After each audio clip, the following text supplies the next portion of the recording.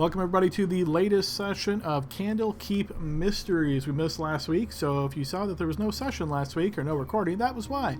But we are picking up this week and continuing our adventure. So as usual, we will start with a quick recap of what happened last week, or 2 weeks ago. Based on that gap, I'm going to make a little bit more of an abbreviated recap here so we can jump right into the action and get things going. So group, you'll likely remember you guys have been moving around what has been referred to as the Inner Sanctum here after you had traveled from Candlekeep all the way over here through teleportation to get into this Talishar area, and then found yourself into this Inner Sanctum that was supposedly the home of the Oracle known as Valen Sarnaster. You have met a helpful associate inside of the Sanctum known as Alessia, and she directed you to some of the challenges. She wouldn't give you too much information, saying that the challenges had to be overcome, and you've spoken with her a couple times since then, and overall she's been, I would say, mildly helpful, but very, very strict on what information she could give you. However, Ranvan did seem to find perhaps a way through this kind of dogmatic mindset of saying, well, if we could, essentially including her help as part of the challenge, whereas, well, couldn't this be part of the challenge, us having to convince you to help us? And this seemed to give her pause and make her think, well, the challenges have been so varied, and the Oracle has explained to her the mystery of these challenges, and this seemed to convince her, and she did render some aid. So as your group has made your way through the Sanctum here, you found your way eventually to Valen Sarnaster's location itself. This room was, this whole place has been like a crystal palace in a sense. You can see through the crystal walls out into the black void of space. It's very disconcerting as you're looking out there and not sure exactly what you make of it. You've even seen some strange shapes and things moving through that darkness, but nothing seems to have intruded upon the physical space of the crystal passageways. However, as you made your way to this final room, goaded on by the voice of Valen Sarnaster, and with all of these eyes in the walls tracking your movements as you got closer and closer, you found yourself before this set of doors, and upon opening those doors, or actually I believe they opened for you as you got closer to them, you could see this room was covered in sand, which was kind of peculiar, and there were these different mounds of sand around the area. This humanoid figure, who you presume to be Valen, was actually floating in the air a distance backwards. You guys approached inside, and pretty quickly this turned into a combat. Valen Sarnaster herself was using some magic as she moved around the room. Several of you try to do the same, with Leopold using, I believe it was Blink, to pop in and out and fire off some crossbow bolts at her. Brandel stuck to the outside of the room, staying in the previous room and trying to blast off some magic that way towards her. In addition to Valen herself, she actually had some associates here buried in the sand that as you guys approached, they popped up and actually was striking out at you guys and making it a bit more challenging for you all. Eventually, you guys were able to dispatch her minions, we'll call them, and take the fight directly to her, though she had several tricks up her sleeve. She seemed to have abilities similar to what you've seen Brandel use in the past, namely that she could force you to fail a save, similar to Brandel's portent roll, and she was able to potentially mess with or alter divination magic in this sanctum. After seemingly hurting her very bad, there was a strike that for surely should have destroyed her, but it did not, and this was very peculiar and made you guys wonder, well, how do you destroy her? And then I believe, I'm trying to remember, who was it that conjured up the resilient sphere? Was that Brand? Leo, okay. Yeah, Leo conjured up a resilient sphere then and stuck her inside the sphere and thought, oh, this is perfect. Now she's stuck in there. She won't be able to, affect the group really. And then he started wondering, that seemed kind of easy. So he moved forward and pushed on the sphere in his flight-assisted mode with his boots. And the sphere pushed right on, and she did not move at all. And this seemed to be pretty clear that her at that point was some type of illusion or a projection.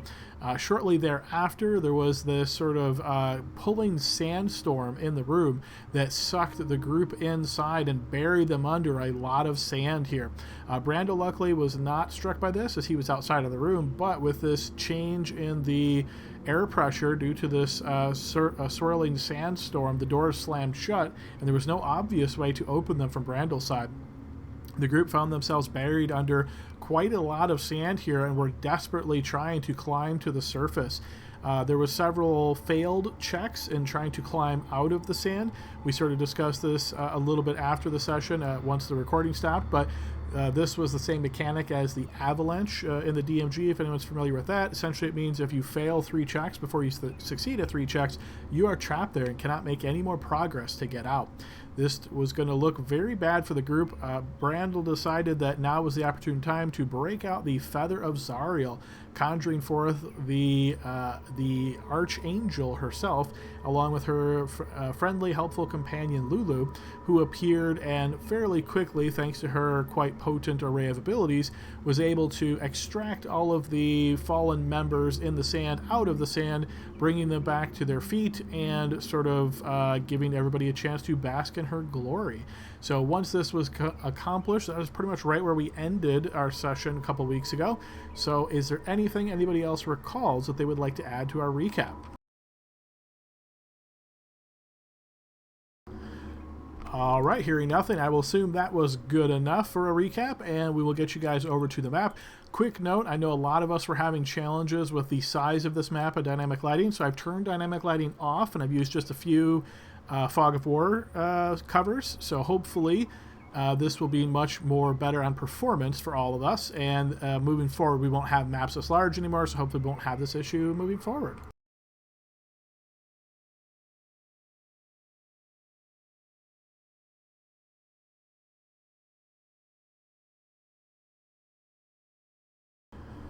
Alrighty guys, so we find ourselves back in the inner sanctum here with the group mostly arrayed inside of the room where you have defeated, and I say that with implied question marks, Val and Sarnaster herself.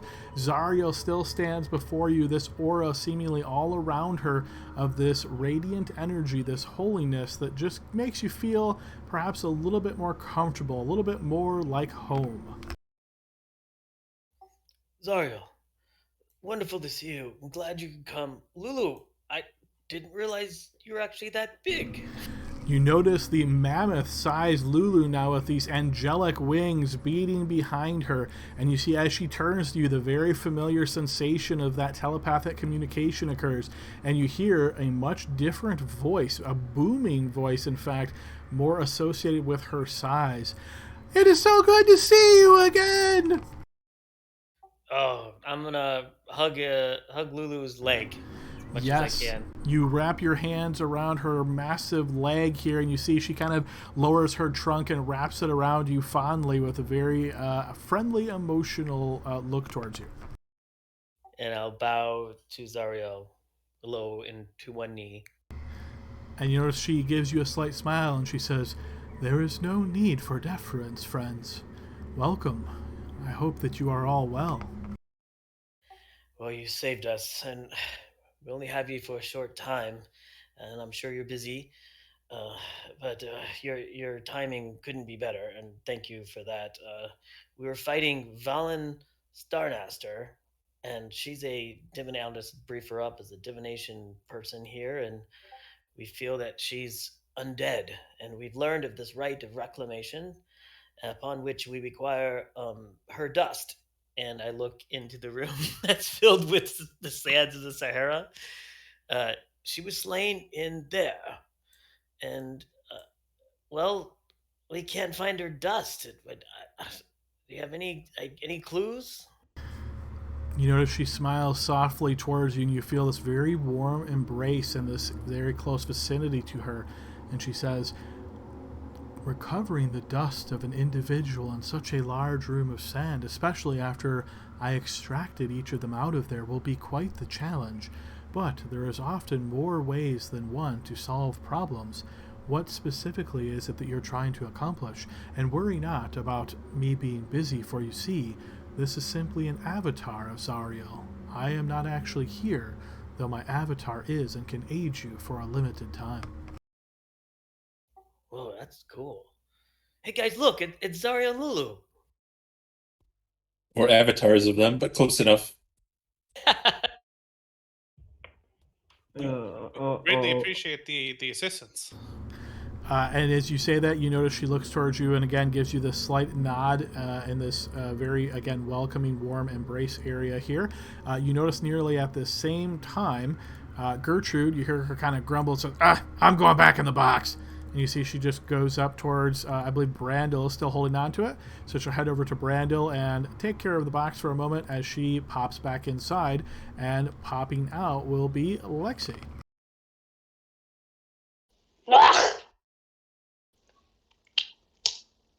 So, what happened while I was gone? Well, look, it's Lulu. You summoned Zariel and Lulu while I was in the fucking box. Well, yeah, It was rather dicey. Whoa! You could have gotten me out of the box and had somebody else play me. But next time. You're much do better that. than that Gertrude woman, I tell you that much. Yeah. She sucks. She's too full of herself. Well, Zariel, the ultimate task is to free. We're two things. Alessia seems who's the servant here, or student of Valen. She needs to be reclaimed, and meaning that she's given up her heart, and Valen put his like a heart of stone in there or something, and it's controlling her. And we believe that in order to really kill Valen, destroy Valen, I should say, is that we need to destroy the heart that's in Alessia. And so we have her heart, and I pull out the bag, and I'll just lift the heart up. We have Alessia's heart. It just needs to be replaced, and then that's the primary issue here. Show Zariel the scroll, the little note that we yes, found. Yes. Hold on. And he'll fumble through his bag. No, that's not. As you're looking through your bag, you notice she kind of turns again with this very slight expression on her face, and she says, "If I may," and you see she approaches and stretches a hand out as though she wants to embrace you. No, me? Yes. And you see she pulls you closely very gently, and you feel this very warm embrace. It lasts for just a moment, and as she releases her hand, you feel a bit of almost like you're missing this, like a bit of withdrawal. And you see her eyes then look back down towards you, and she says, "I understand. It seems as though this one was a mummy lord, and you are trying to save this assistant back towards the beginning of this sanctum area, as well as recover the lost sage Myastin. I can assist you with all of these things. If you wish to, it seems as though from your memories there is one room you were unable to get into. If you wish to continue exploring this area, I suggest you search in the sand room here for any signs of a key. I can take care of these other tasks set before you and arrange to have both Myastin and Alessia taken back to Candlekeep for you." Oh, You're all right, Zariel. It's amazing. Could you explain this key? What does it look like? And you see she looks down towards you. Just so you know, you sound a bit different there, Dylan. I don't know if it's different settings or whatever. I could hear you, but it just sounds a little drowned out. But I changed my mic. I have a new mic, but I can try to crank it up a little bit. Okay. Does it sound like that for everybody else? Maybe just up a little bit. Yeah, just up a little.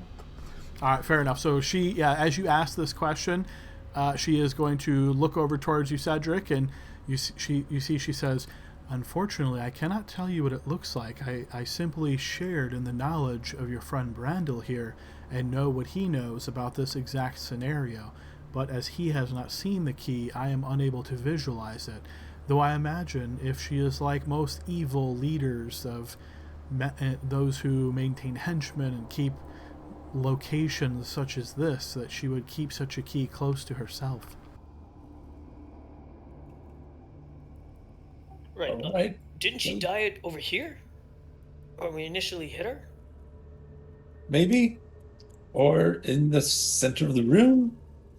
Why don't we'll split up and just comb through the whole place. I'll look over here.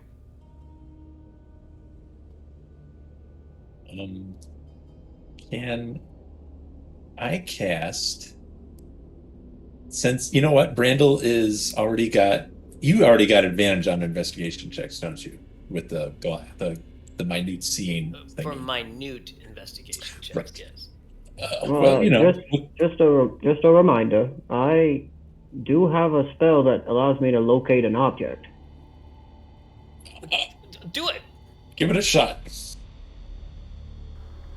All right, as you guys are making these arrangements and discussing with one another, you see Zariel looks over towards Lulu, and they share this silent communication for just a moment. And you see they both go separate directions as Zariel seems to fly at an incredibly fast pace, though effortlessly so, south, while Lulu, batting her wings, flies off to the east. Okay, Adam, I'm gonna cast this, but I'm gonna use a 3rd level spell slot. Also, is this better sound-wise? I'll get used to it. It just sounds a little drowned out. It's probably just because I'm used to how your other ones sound. It's not bad. It's just different. It's like muffled or something. Yeah, I can't really put Yeah, my... I would check your settings. I honestly think you might still be using the old microphone if it's plugged in, because it sounds like you might be coming from behind something, like you're in a drawer or something. Get out of the drawer. Maybe a little bit underwatery, I might describe it as. Did you buy it from Ariel? All right, so you're going to cast... That sounds way better. Go ahead. It was just my new work headphones. I was trying to see if they would work out because I use Turtle Beaches and they're freaking massive on my head, and after 4 hours they get heavy. But yeah, so I don't know the key specifically, Adam. So I think the best way to do it is just to locate any key that I can. Okay. Let me just do a quick read of this description. So to locate the nearest object of a particular kind. So I presume here, knowing that you know how the spell works, you're going to get a bit away from your companions because likely at least one of them has some kind of key on them. And then you're going to cast the spell looking for the closest key. And you will find after casting the spell that you do indeed locate a key about 25 feet down in the sand in this area here. Okay. I will mark the spot and call everybody in once I complete the spell and the location.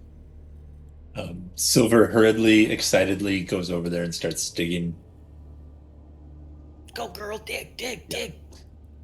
You know, dogs like digging holes.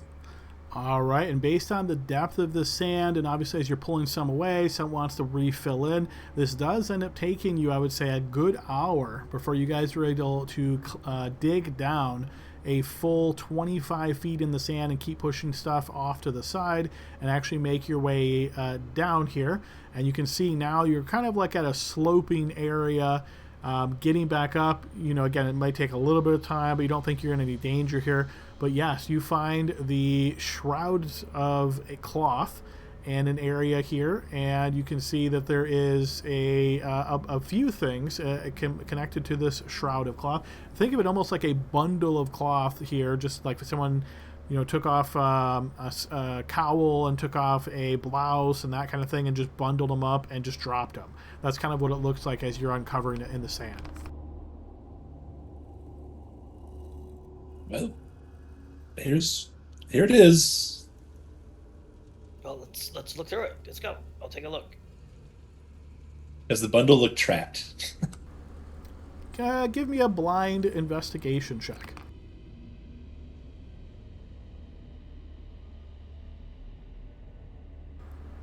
You don't think so? I think it's safe. Okay, I'll rummage through it. What's in there? All right, as you take a peek a little bit closer here, Brandel, you can find that this bundle of cloth contains within it a diadem as well as a large adamantine key. Diadem, is that like a circlet or something? A diadem is like a necklace. Oh. Okay. I'll take the neck. I'll take them both.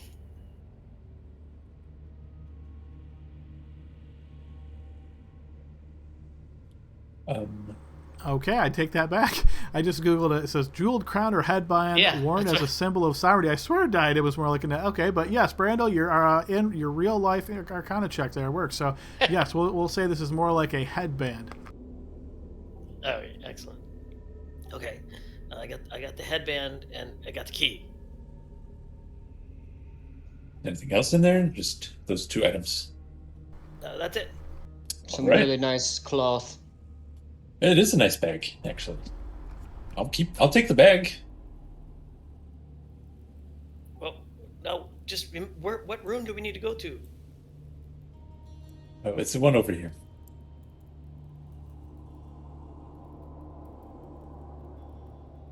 Lexi, I know. Try to stay close. It gets confusing. I'm trying. With the dynamic lighting turned off, you should be able to walk right through those doors. That's a big negative. You can't. Interesting. So even with dynamic lighting off, it's enforcing those lines. So that's interesting. It's that unknown mechanics. Isn't that interesting, guys? You're trying to figure it out. How about now? Oh, yeah. I solved the puzzle. Good job. Shows you how often I use dynamic lighting blockers without the actual dynamic lighting set.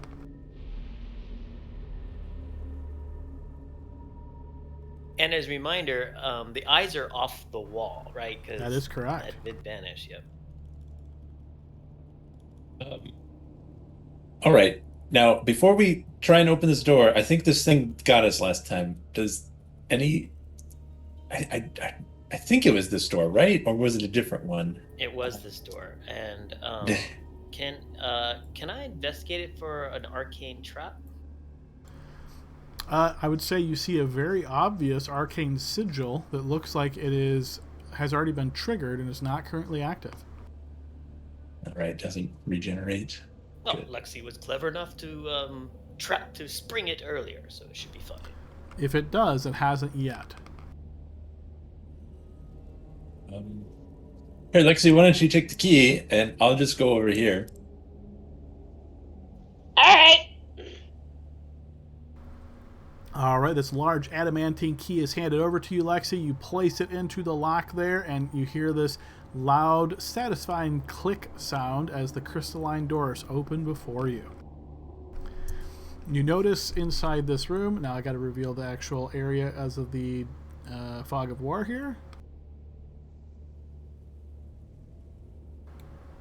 Boom, there we go. All right, you notice in this area a large pile of clear crystalline gems fills one corner of this room, gleaming in the light given off by the walls. Hovering in the middle of the room are three objects: a 6-foot-long staff made of transparent crystal, a shiny steel helm embossed with lidless eyes, and a tiny blue rhomboid about the size of a piece of candy. I'm gonna let you guys. All these figure out words. what a rhomboid is. Rhomboid is is- a shape. It's a weird shape, yeah. Polygon. Oh, yeah, okay, I gotcha. Off-angled shaped object. Come on, where's your calculus at? Yeah, skip that class in college. I wonder if these gems, if I can take some of this crystal. Hey, I got one charge left of my detect magic wand. Yeah. I'm gonna use it here. Wait, will it terrain your thing? Your wand? No, I think the magic wand just automatically respawns at dawn. All right.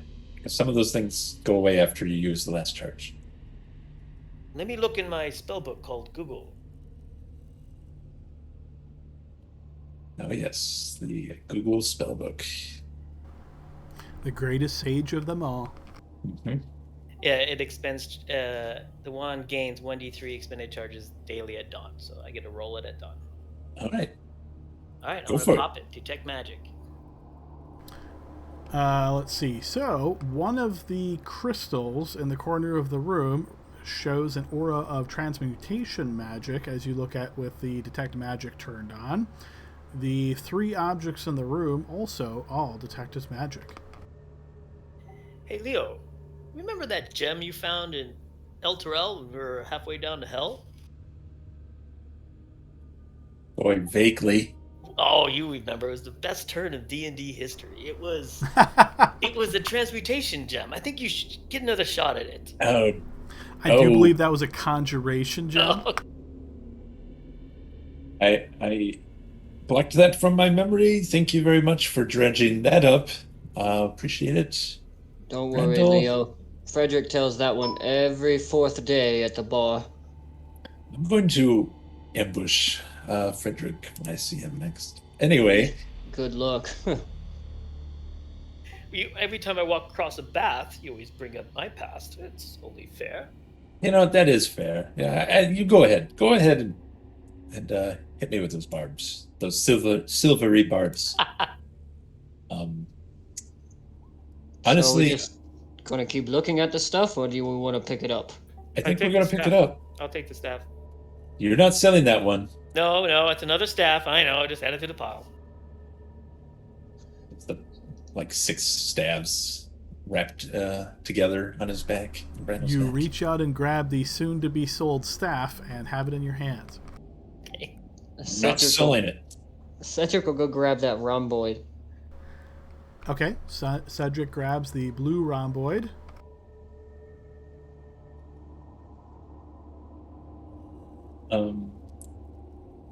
He's gonna make eye contact with Leo as he does it.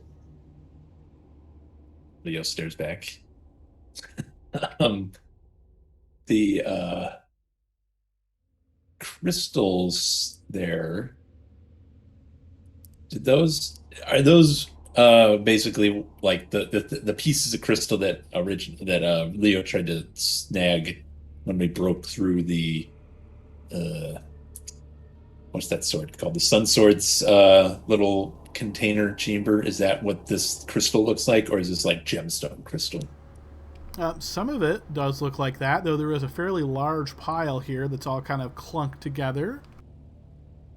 I guess aside, I mean, we'll grab the magical gems, of course, but aside from those, can Leo take some time to, I guess, use his jewelry tools to pick through these and find things that are actually worth keeping that might have actual value or arcane value of some sort?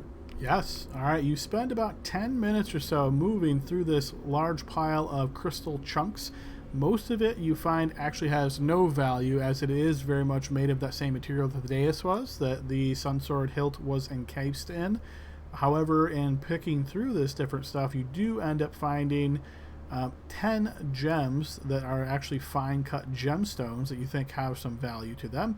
And you also collect the one gem that is that Brandel has pointed out to you that has a aura of transmutation magic to it. Right. I got all of the things I think that are worth keeping. I think we're good here now. What about this helmet? Seems Oh interesting. shit! It's the helmet. Yeah, can we get the arcane ammunition? What the 3 items are? What are they? What part of magic are they? Which school of magic you mean? Yes, yes. Yes. Let's see. The staff, I would say, is probably, I'm going to say divination. This is where the DM gets to guess auras because they are not given in the descriptions, of course. Let's see. The helm, I'm going to say, is also divination. And the stone is also divination. You're noticing a pattern here in this place dedicated to divination. Well, Expect nothing less. should I just grab them all and we get out of here? I can identify them and we make sure they get in proper hands. I think so. We'll just tuck these away. We just helped them out with the fact that their leader was a undead psychopath. So I think we're due a few trinkets from their vault here. Does anybody know how long it takes for a mummy lord to reform? Are we talking days, hours? I don't know. I don't know. In my history, do I remember anything about mummy lords reforming? I think that might be a bit challenging, but yeah, give me a blind arcana check. I'll see if maybe you roll super high.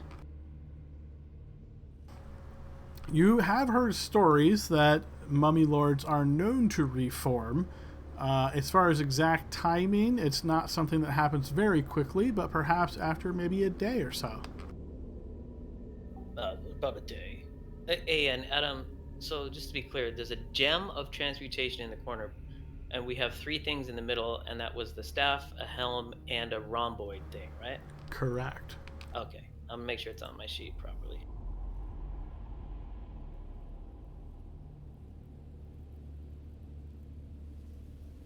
Well, should we see what Lulu and Zariel up to if they're still around? Um, yeah, I think they might be. It might be their time's up. Although if they didn't say goodbye, that would be kind of rude. But yeah, let's go see if we can find them. At least see if they were able to fix Alicia and Myastin. Myastin should be just down here. Right. All right, so in the essence of time, as you guys start looking around this large area, you are able to find that the body of Myastin is no longer there. As you make your way back, you would find that Alessia is also no longer there, and you recall Zariel's words that she would take care of things and then transport them back to Candlekeep for you, knowing that the feather only lasted an hour, and it's certainly been longer than that after your search through the sand and then inspecting all the crystal stuff. You are pretty sure that Zariel and Lulu are no longer around.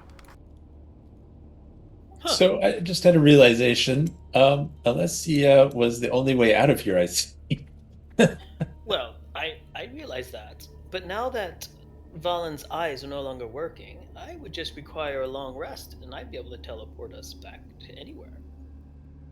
Um, since we're down by her room, can we look in the entryway and just make sure that now there isn't just a portal sitting there or something? As you make your way back to the room where you first came into the sanctum and saw eyes everywhere, you notice there is that arch. And before, as it was just simple stone coming out of the ground, you notice the faint image of the Temple of the All-Seeing Eye on the other side. Oh, good call, Leo. Sometimes you just need to look just to be sure. Get the hell out of here. Let's go. Well, is she dead though? I mean, just because the rite of reclamation was done, is Valen dead? Yes, I think that's what it meant. That's what I got from it. I think, if anything, she's not going to have a heart anymore, and undead or not, I think it's hard to get by without that. Yeah, that's what destroys. Oh, we have to destroy the heart. But maybe Me? Lulu read that from my memories. Oh, well, as I'm reading the actual text, the organ is destroyed. Yeah. Yeah, so maybe the organ's in Alessia's room. Valen's organ is destroyed. I think, well, if anything, Sariel said that they would both be transported back to Candlekeep. Yes, I'd like to look in Alessia's room for in case there's the Mummy Lord's heart or something in there, just to be sure. Sure, you spend a bit of time looking through not Zariel, but through Alessia's room here. It looks much as you left it before. There is these cat figurines around the room, the small cot. You see nothing out of the ordinary, certainly no undead heart. Look, I ain't got a problem at all with just going back. I'm just saying though, if Valen is not dead for sure, and we just leave her here, who's to say this doesn't just start all over? Well, we have the handout. I just can't find it. It's Then pretty plain. Do you have it? I do, or at least it's in the module text channel. Oh, okay. Yeah, it's pretty clear that as long as we do that, Valen is destroyed. At least her organ is again. Okay, Adam, can we ascertain if she needs a heart to continue to function as an undead mummy lord? Based on the Arcana check that Brandel made, I would say he would assume that if the heart has been destroyed, then Valen has been destroyed. Right. So I think we're good as long as the thing is actually happening, which I guess we should. Maybe we pop Yep. through this thing, go back to the temple, let them know that their leader has all that happened, and they're probably due for some rebranding in their temple, and then we'll maybe take a rest and then get back to Candlekeep. Well, do they even It, have to know? can we just check the sarcophagus? I Oh, mean, Yeah. wouldn't it be better to not assume but know? Yeah, let's open it. right? All right. So the group uh, makes their way to the sarcophagus room. I'll go ahead and scoot you guys real quick. Before we do any of this, we don't know what's in there. So, look, if the eyes are no longer here, maybe we try my rope trick again, and a few of us can catch our breath. Well, yeah. Can we take a rest before we do anything drastic? A long one.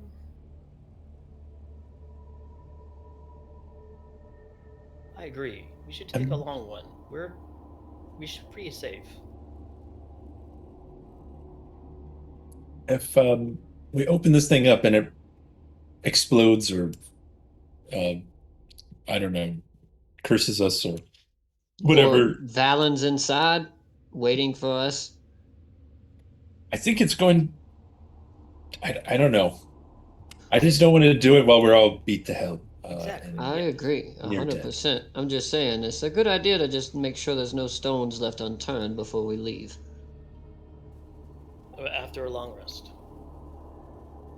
I don't think we're going to be able to get a long rest. Last time we tried, it seemed pretty painful. Well, that was when Valen's eyes were everywhere. Her power is gone. I believe she's dead. We've defeated evil today. With Zariel's help, of course, and Lulu.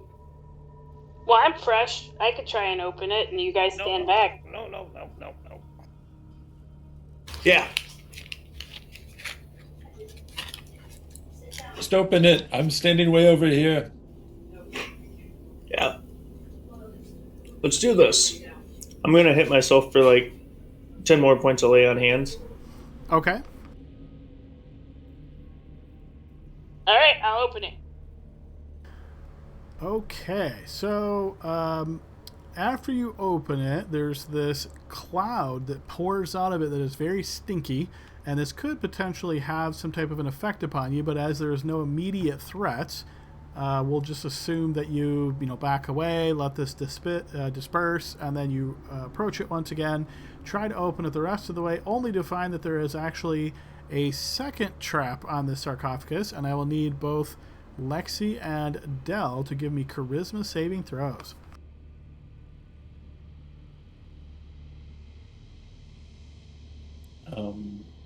I think, hold on, let me see what the range is on Flash or Genius. Nope, shit, I'm not close enough. Crap. Okay, so Dell will succeed, suffering half of this damage. So 13 points of necrotic damage as this very vile evilness seems to spread out. And then Lexi is going to fail to save, suffering full damage.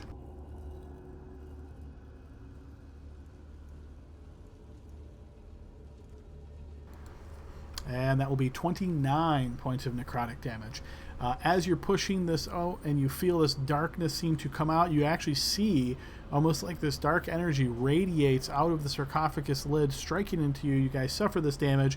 It seems pretty clear that this is no longer in effect. As you slide the sarcophagus lid off, noticing that it's very heavy, but between the two of you, you're able to do so. The inside is completely bare.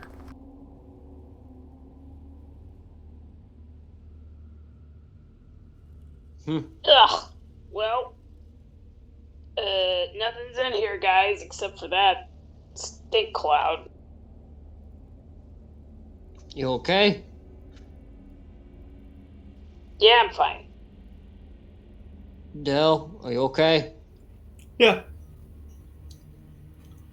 It's empty, guys. Good job there. Glad we opened. All right, we satisfied with my high Arcana check now? We're Let's go. leaving. No more. I'm done. Had enough. Alright, so it sounds like the plan is now to exit the sanctum, going through the arch and back to the house of the all-seeing orb. Yeah, and before we do, I'd like to talk to you guys and say I don't know if they need to know. I mean, maybe they know, but if they know, then they'll be mad at us. We'll have to figure out something. Or if they don't notice, why don't we just go back to Candlekeep? We could always just tell them that Balin was a mummy lord. An undead was running their temple. I would. I think that would. I think they would want to know. Honestly, They were- that's- They're a temple of the all-seeing, and they couldn't even tell that their leader was an undead monster.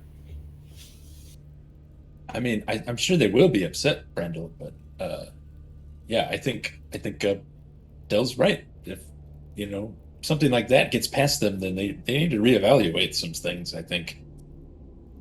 It's probably that juice they're taking. Cedric, we gotta get some of that. I say we. You should just ask for it upon leaving. I feel as that it's payment.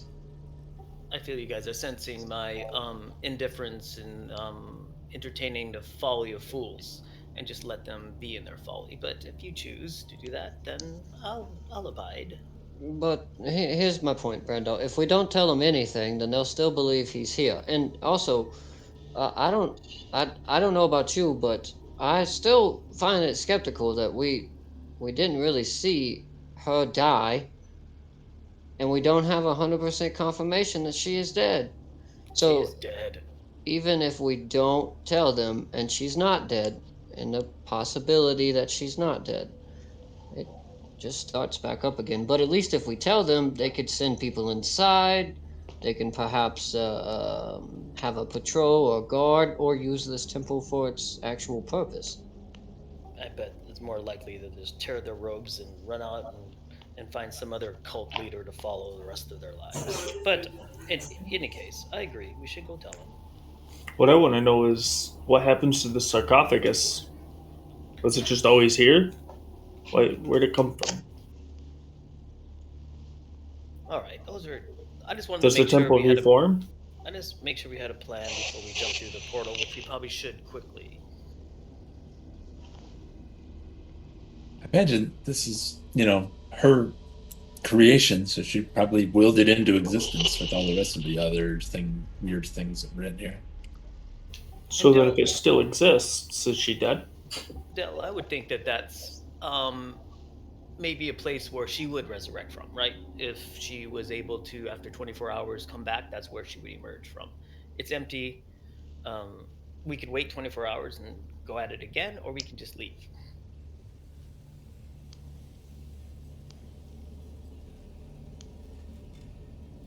Does anybody have a bunch of caltrips we could put in it? That's what I was looking for. I don't really have anything. Make it really uncomfortable. Maybe we fill it full of sand. There you go. She'll come back and have sand all over her. I'll pour a couple of scoopfuls in, so it'll be really crunchy when she reforms, if she does. All right, so you spend some time heading back up to the room with all the sand in. You get a chunk of the sand, putting it in a sack or something along those lines. Come back to the sarcophagus and pour a little trail of sand in. Look at it and wonder, I don't think that really did anything, but maybe it makes you feel better. I'm just trying to do whatever I can to make her life more unpleasant. Now let's get the hell out of here. Yes, agreed. No more. We're gonna tell them. They're gonna know about it. Our responsibility is done. We'll go back to Candlekeep. If she shows up 10 months from now, we'll kill her again. Brilliant. I kind of like Brando's plan by not telling anyone. Fool's folly. Yes, let them waddle on their own selfish waddling and following anyone who comes along and promises them whatever they want without honest hard work and study into the arcane magic of divination. They weren't very friendly when we came in either. Agreed. Brando, I just want to say this because Frederick told me I have to if you start talking about stuff like that. He would want me to say to you, what would Frederick say in this moment? Frederick's not here, so we don't know. I can tell you he would probably tell you guys to just tell them. Why does it matter? Who cares? We came here to get my ass and not worry about these guys, but we shouldn't leave them with a problem. Let's go.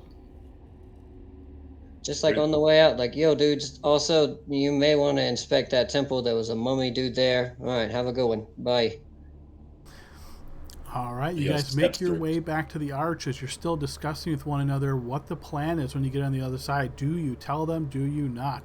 As you guys step through the arch, each individually, you find yourself quickly transported back to the house of the all-seeing eye. As you arrive here, the first thing you notice is this terrible cracking sound. And as you quickly step forward and look back, you see the arch in this small antechamber cracks and crumbles, falling to pieces on the ground. Oh, now you broke it, Cedric. What did you do? Cedric. We can tell him it was my fault. I have a face that is very hard to remember. Well, that solves what we're gonna tell him. Your thing's broken. Boy, trying to remember. It was a while ago who our person was that we talked to in here. Where's my notes? I'm scrolling up in my journal. It's only been 2 weeks, guys. How's your memory this? But no, I'm just kidding. I know it was a random person you just only spoke to once. So It's been longer than that, hasn't it? It's been like.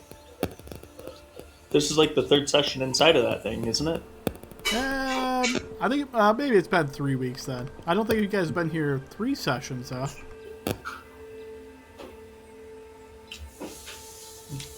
Oh, Zemru? Oh, no. That's the thing. The individual you spoke with when you arrived here, his name was Sheer and Delian. Thank you. Yeah, I did not write that down. Fred.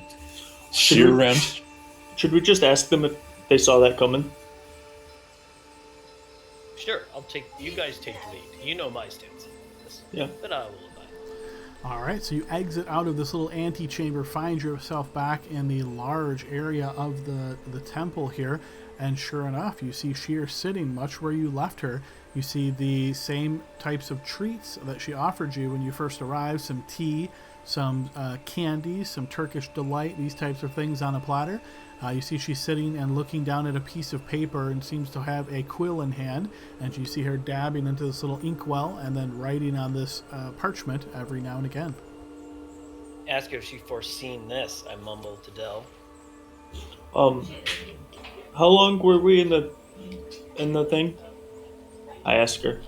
Del asked me. You see she raises her head and looks towards you, and you can see this very flat look on her face, like someone has just recently given her some very bad news. And as you ask this question, she looks up and she says, "Time is difficult to measure. It seems as though you've been gone at least a day or more." Okay. You should probably have somebody look at that. Let's go, guys and girls. Well, how do we get home? Is a teleportation circle?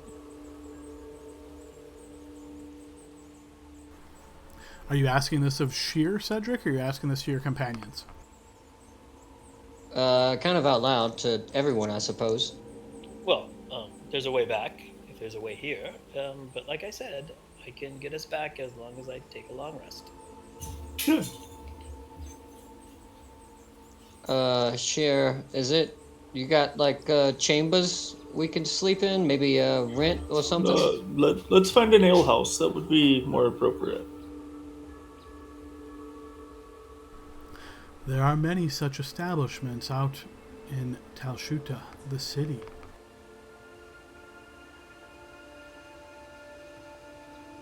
Randall. All right, we'll go find one of those. Thank you. And Leo starts walking in.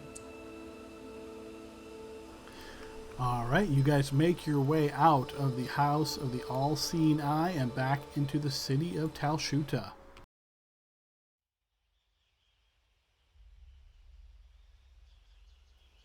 least find a place that might have some scuba.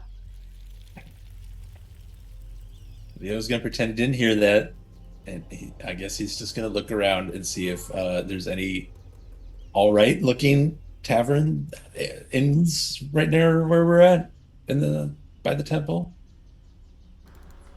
All right, so you start sort of meandering around Talshuta here, and a short distance from the house of the all-seeing eye, trying to find something close by. But you are struck by the exoticness of Talshuta almost immediately. The very hot and humid heat of the area here is making those of you that are wearing heavier armor begin to sweat pretty profusely, and you can feel your clothes beginning to stick to you underneath your armor. Everything is just very, very warm. You notice most of the people here are clad in very loose-fitting attire and wear very little clothing at that. Some of them wear very simple, just like sort of cotton type of pants. Some of them are wearing more of these like flowing robes, but again, very airy and allows for maximum ventilation of the folks, because this is very, very warm area. You can smell some very strange spices and other odors from the folks walking nearby. You can hear the sound of hawkers calling out different wares as you're making your way in this little area. You do notice that there is an establishment somewhat close by here. The architecture of the buildings is obviously very different than what you're used to, but based on the sort of straw sign and the cross of both of these strange symbols, you maybe assume this could be an inn. Ugh, so freaking hot. Why didn't we just stay at the temple?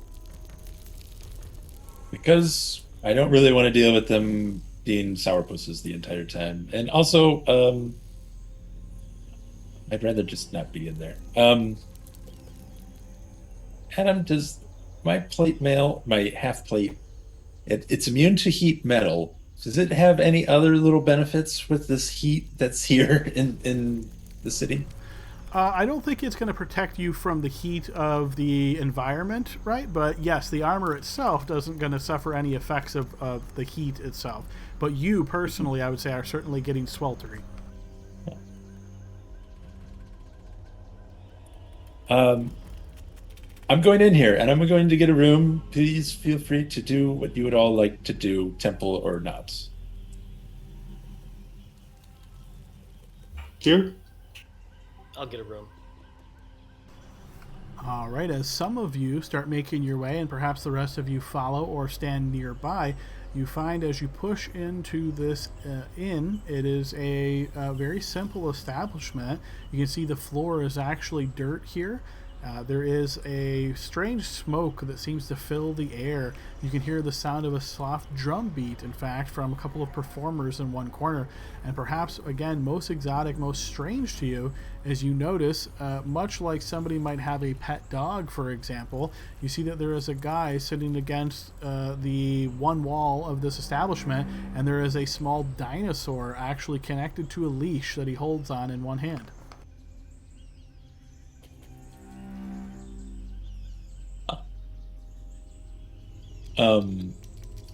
Leo will go up to. Did you say that the guy with the dino on the leash looked like the proprietor slash tavern keeper? Okay, you're guessing he's right. a patron. He's like literally just like chilling, standing next to the wall and kind of watching the performers. I heard the dinosaur part, and then my brain just kind of as it should. Yep. I'll walk up with Leo to what seems to be a counter of some sort. Yeah. All right, yes, you notice that there is a female elf behind the counter here. You see she turns and spots you and says, "Oh, welcome. Welcome, yes, to the eye of your desire. Food?" A room. Room, sir. Accommodations. Yes, we have 2 rooms available. Or we have the luxury suite. Luxury suite. Please. That will be 15 gold pieces for the night. Here you go. You know, she looks as you're counting out 15 coins and kind of eyes your gold pouch for a moment. She accepts the coins and nods and says, here is the key, which she pulls out from her robe, handing over to you this fairly large size, more of like a gold key, but your impression is this is probably just gold plated, not made of actual solid gold. And as she hands this over to you, she says, would you like me to arrange for any food or drink to be brought up to your room? Yes, we'd like 8 portions of your dinner menu, a number 1 and a number 3, please. Is there a picture menu? There is not, no. You see she looks behind you. Has everybody entered this establishment, or are some of you waiting outside? Entered. I'm entered. Entered as well. Okay, fair enough. Entered. So sounds like everybody's inside then. So as you request these 8 meals, you notice she kind of looks back at your companions that are sort of waiting in tow here, Brandel, and she nods without any objection and says, I'll have that brought right up to you. And ale, a lot of it, if you can. And you see she turns and looks towards you now, Cedric, and we don't serve ale here. You must be from out of town. But I shall send up a local specialty drink. Sure, alcohol is fine with me. Just send up a good amount. Yes, of course. Just don't mess the floors. Dell's gonna like turn his back to her and look at one of his compatriots and use the helm to cast detect thoughts to just see what her surface thoughts are. Probably something along the lines of, this is strange. I wonder where they're from. I wonder why they are here. They look like they've got quite a bit of money. Perhaps they will tip really well. Okay, thank you. Sure thing. All right. So is there anything in particular you guys would like to do other than head up to the luxury suite, enjoy the accommodations of Talishar here, and eat some food, eat some drink, and get in a long rest until the morning? Go ahead, Del. Yeah, so Dell's just gonna put like 10 gold pieces on the counter and slide it over to her. And in her mind, she's gonna hear, we require the utmost discretion. And she accepts this coin from you and inclines her head and replies. Can she reply mentally, or she has to speak out loud? Yeah, it's mental. All right, so she replies mentally. You notice that she doesn't seem to be disturbed by this. Like, not that she's, an expert or anything, but you get the impression she's somewhat comfortable with this whole setup. And as she nods her head towards you mentally, you hear her thought just say, I will make sure that nobody disturbs you. And then in her head, she'll hear, thank you. And she nods once again. I'll wait until everybody starts wandering up the room, Adam, and then I'll ask if I can rent one of the other rooms as well. And you see she looks towards you and says, yes, there are 2 other rooms available.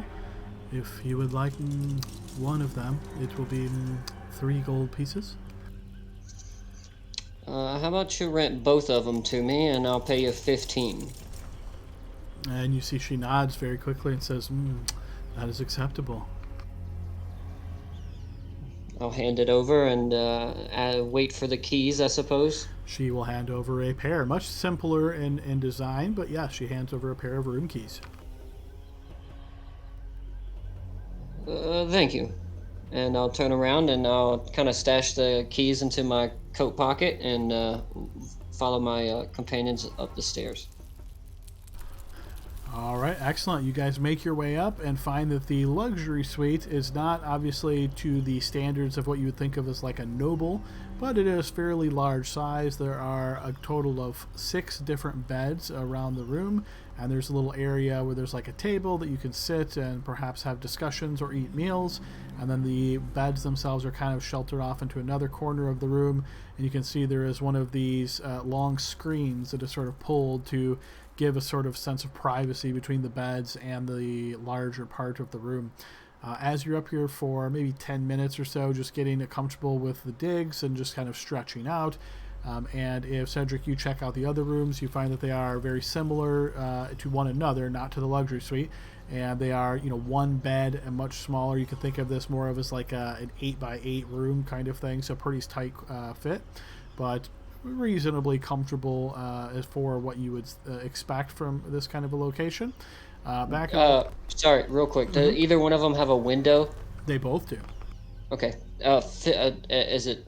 Can I climb in and out of it? I would say they're fairly small, so you think you would have to squeeze. I would say not easily. If you did, it would be time consuming to like wedge yourself through and kind of snake, back and forth to get through it. Okay, thank you. Sure. So back in the luxury suite, it doesn't take more than, say, 10 minutes or so before food is delivered. There's a soft rapping on the door, and as you guys hear this and make your way towards the door, open it, you're surprised to see that there's actually nobody there, but there is a platter on the ground with these 8 different portions of food. You can see that there is a lot of colorful fruit here and some very fragrant smells.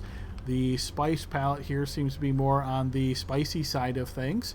You can see that there is a lot of seared vegetables, and you can see that there is some types of meat that I don't know that any of you would necessarily recognize right away. Seems to be more of a local delicacy kind of thing.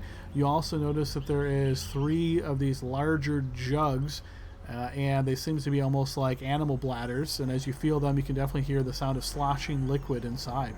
I assume you guys will collect that platter, bring it inside, close the door, and enjoy your meal here. Again, overall meal tends to be more towards the spicy side of things, but very pleasant. The bladder that has the liquid inside, as you guys pour this out, you can definitely tell that it is a alcohol based on the pungent odor from it, and you can see it is this kind of amberish color, and there's also little bits of chopped up fruit inside of this as well. So you can think of this as kind of like I suppose it's a very strong liquor, and it's sort of diluted from the fruit. So the idea being that, you don't just drink solid of the liquor itself, but you get the impression this is kind of a fermented fruit juice that it has alcohol in it as well. So overall, it seems to be quite a large collection of food. Brenda will hand it out and will say, remember, in a foreign country, only eat food that's really hot or really cold. Here you go. Is there a window in the luxury suite as well, Adam? Yes, I would say probably a total of 4. I want to go sit by one after I eat and crack a window, and I'm going to upcast one of my spell slots and cast Locate Object, and I'm going to see if I could locate some skooma for me and Lexi. All right, go ahead and burn another slot for Locate Object. Looking specifically for skooma, I would say, what is the range on that? So it's 10 minutes, and it's 1,000 feet. So if I don't immediately sense it, then I'll just, walk around the exterior of the inn a little bit to see if I can track any down. Okay, so name an object that is familiar to you. So you're not doing that part, you're doing the more sort of general. So what I would say is this spell seems to detect an abundance of something similar to skooma in a nearby shop. And you kind of look down the way, you can see almost like the shop itself, it kind of looks essentially like a hut that is off on the side, fairly small, but your spell seems to ping in this area. You can hear almost like this audible sound of like attracting you to it, realizing that the spell is telling you that inside of this shop is where this something similar to skooma is. So I will let Lexi know and ask if she wants to go. Yes, let's go right now. Yeah, I told you I'd find some. You're the best. All right, so it sounds like you guys are going to exit out of the luxury suite, and just the 2 of you make your way over to this hut. Mm-hmm. Unless anybody wants to join. I mean, it's open. No, I'm fine. I have these objects to study and try to identify. If you have anything before you leave you want me to identify, just put it in the pile here on the table. I'm just gonna toss the rhomboid crystal towards him. Excellent. All Have right. fun. So Oh, Lexi we will. and Cedric, as you make your way down the way here towards this shop, you can hear the sound of very loud birds. And as you look up, you can see these very colorful green, red, yellowish birds looking kind of like, I believe they're called macaws, with these very big beaks. So it's kind of like toucans, I guess you could think of them as. And there seems to be several of them flying around, and they actually have this almost like screeching sound. The first time you hear it, you're like, oh, that's kind of interesting. And then after you hear it like 3, 4, 5, 6 times, you start to be like, man, this is kind of annoying. But it seems like most of the locals are just used to it. They almost don't even pay attention to it. And very peculiarly, you actually see a couple of these birds that can actually speak a smattering of common. It seems as though they're just imitating words that they've likely heard before. So as you're getting closer to the building, you kind of first making your way, you hear, food's hot, food's hot. You're like, oh, that's kind of interesting. You're making your way closer down to this hatch, and you start to hear a bit more interesting snippets of sound from these birds. Some of them say, whoa, man, whoa, man. And you can hear just very different kind of canter from these birds near this hut. I'll smile and look at Lexi and say, that sounds more like what we're looking for. Yeah, I these are my suggest, people. yeah, we'd probably be on our guard, but yeah, let's do this. Let's go. As you enter the hut here, you see that there is this young woman sitting across. There's these very elaborate woven rugs that cover the ground here, though there's no actual ground. It's like a dirt floor with these woven rugs covering it. You can see there's many different tapestries. There's a lot of this, like the edges of the hut itself made mostly like of cloth. You can see these containers that are sort of long and cylindrical that have been sewn into it. A bunch of different varieties of colorful things all at the back. As you enter, you see she actually raises her head, coffee colored in skin with very dark hair. And you can see she has the very common third eye tattooed on the center of her head. As she opens her to normalize, to look towards you, you see she opens her mouth in more of like a warm bit of embrace. You notice the perceptive among you, which certainly would be Cedric, that she has a little bit of a forked tongue, in fact, as she is speaking to you. But as she smiles, she says, welcome. Are you here to expand your mind? Yes. Mm-hmm. Do you have a preference, or are you looking to sample? It's up to you, Lexi. I'm good with whatever. I want the most mind-expanding stuff you have. 2 of those. I'm afraid for each individual, my treatments are different.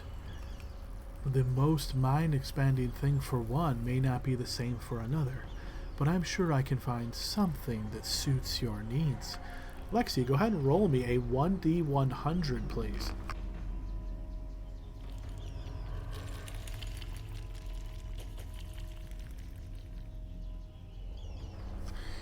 $49, all right.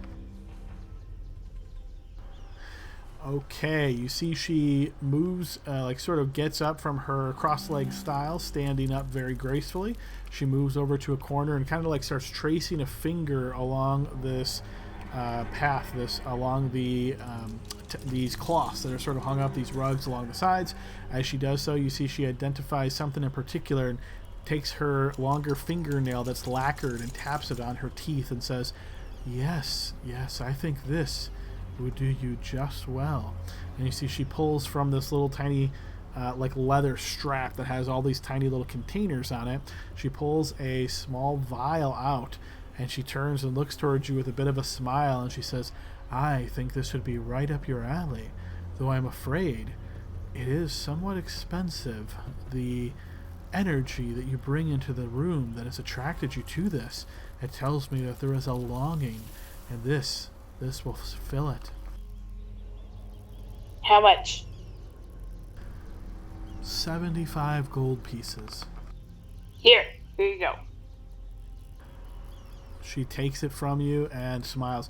And so I'm just going to say you rolled this. This is completely from a chart, so don't take any kind of indication that I picked this specifically for you. This is completely random, but I will paste into the text box what came up. Oh no, he has to apologize before. Well, anytime it's something like this, I'm always like, make sure you realize it's not me.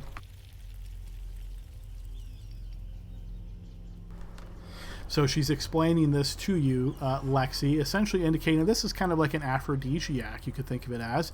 And she indicates that if you use this yourself, it kind of expands your mind and makes you very open to experiences, is the way she'll describe it. Awesome. All right.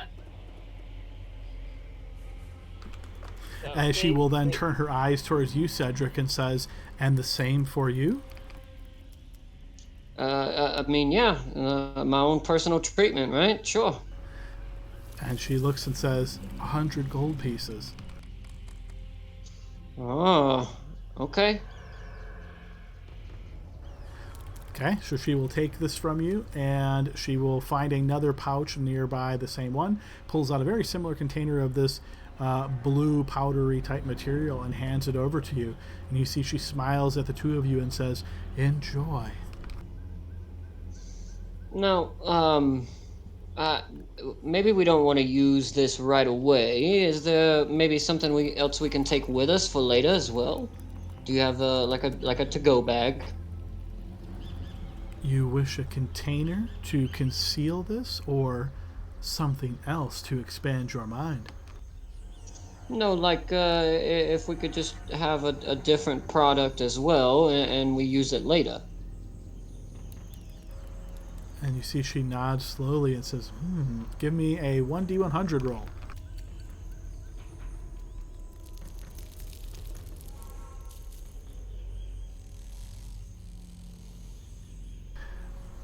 You notice she nods and says, yes, okay. This one, just based on the effects, I'm not going to share right away. But yeah, you're going to see she comes over to this area and pulls out a small, you almost get the impression of like a hypodermic needle, I would say. But the edge of the needle is actually put into a like a small container. And she pulls this off of the area where there's these carpets and things on the wall. She will take this down and say, she looks towards you and says, this is for you. It will allow you to see into your future. Oh, that's cool. I'll take it. How much is that one? 250 gold pieces. Phew, lady. All right, that's cool with me. I mean, why not? All right, deduct the 250, and she will hand this over, and she tells you that this is referred to as Yggdrasil sap.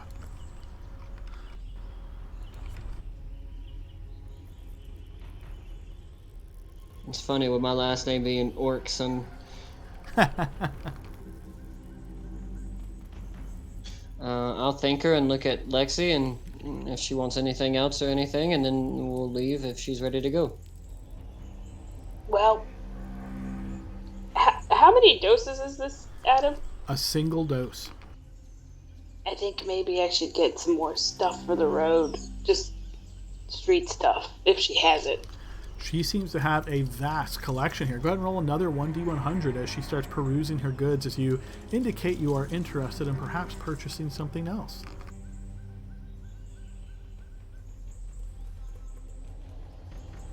Yeah, because that cream is just for guys, right? No. It says on males it causes them to become more aroused and extra horny while mildly improving their physical skills. Plus feed of strength, dex, and con. That's pretty good. It does, but yeah, so notice it says all effects last an hour. Obviously, what I will say is that for those of you that are not familiar with generally how drugs work in D&D, it's much like real life. Usually there's some side effects, so just be aware of that. But yeah, as you're indicating that you are interested in something else, you notice she will head back and actually picks off this plant. So there's like a little plant growing in a container, and she starts pulling off some stuff there. And as she does, you see these like pitch black roots. She kind of pulls these out, looks at them interesting, and brings them over to you. And as you look at them, they look like they're actually already dead, Lexi. They seem to be as though they weren't actually growing, that they perhaps died quite some time ago, but she assures you that no, these are in fact exactly what you want them to be. And she smiles and says, "This will ensure you have very, very restful, mind opening times. I will sell this to you for 50 gold pieces." I'll take it. Here you go. And she gives you a more detailed explanation of what this one does.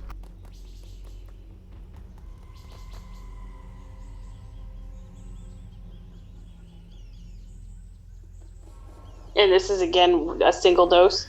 Yes. Alright.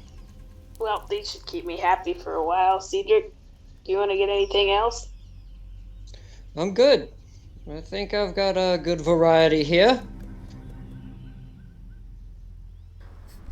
Okay, if you guys are completed with your shopping here in the hut, you guys make your way back to the luxury suite. A little bit of a pep in your step, perhaps, having found a very interesting place and maybe considering how to use these interesting new things. But also, again, knowing that your characters live in this world, I would say you guys would be aware that these type of substances sometimes, not again, it's not like you use something and immediately you're addicted or immediately something terrible happens, but frequent use, I would say, has certainly been known, and it would be commonly known that can have some very negative effects. So just be aware of that. I imagine Lexi might have a little bit of better tolerance based on how she's roleplayed her character so far, but yeah, we'll kind of go with that as it goes. But yeah, you guys make your way back into the luxury suite, and I imagine the rest of you are kind of sitting around tapping your foot, anxiously awaiting Brandel to identify the items. So did she explain to us what these do, or she's just like, these will work for you? She has explained to you your two, so the Shadowfell Sage. So I gave you the descriptions of exactly what they do, and she's explained to you in probably more colorful terms than what the text actually says. But I didn't want to try that one with the first one. But the one for Cedric, unfortunately, she just said a very vague description of what it does. So he doesn't know exactly what the effects of that one are. Okay, cool. All right, so besides Brandel, I think Brandel said he was identifying the items. Was anybody else doing anything during this time? Mechanically, not really. Leo is just like, as it's hot as balls out, he takes his armor off. He's like cleaning stuff. He's fixing silver, that sort of thing. But beyond that, no. Okay, yeah, so you spend some time trying to attend to your own comfort and checking out Silver. And yeah, I imagine this heat probably doesn't affect Silver too much based on that, she's a construct made of metal type of stuff. But yeah, the rest of you guys, it's a little bit nicer in here outside of the sun, right? And you can see that there are these large sort of like made of, I think they're called reefs. So they're these large things that you can basically grab on. They're made of plant material, and you can sort of swing them. They act as like a manual fan. So yeah, they're kind of hung along the wall. You can certainly take those if you wish to try to cool yourself down a bit. But yeah, you can imagine it's probably somewhere in like the 85 degree Fahrenheit weather and very, very humid. So yeah, as you guys are sitting around here, Brandel finishing off to identify, which item would you like to start with? So I have a list of 5. I'll start with the crystal ball that I got from the mirror room. Yeah, so you remember you did this while you were in there, and it detected as that it wasn't magical. However, once you are now outside, you realize that this was a trick of the divinatory abilities of Valen, as this crystal ball is in fact incredibly magical. In fact, it is actually a legendary crystal ball. I will give you those exact effects here momentarily. That's what I suspected. I suspected that it was a divination blocker. I wrote it in my notes. Don't forget.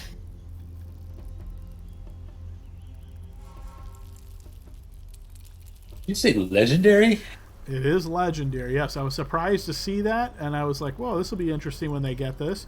But yeah, it is in fact legendary.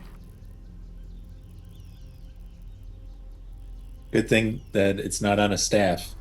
How much do you think I get for it? Okay, so this is what is known as the Crystal Ball of True Seeing. You can find this in your SRD. Wondrous item, legendary, requires attunement. It's a typical crystal ball. It can cast the scrying spell with it, but this version of it is while you're scrying with it, you have true sight with a radius of 120 feet centered on the spell's sensor. Man, so my scrying is now with true sight, and it doesn't require a spell slot. That's awesome. Okay, cool, sweet. Okay, and I'll take the next one on my list is the diadem or the circlet from Valen. All right, so you spend some additional time identifying this one to find out that it is a diadem of disguise. So think of it as a hat of disguise, but it is in the shape of a diadem.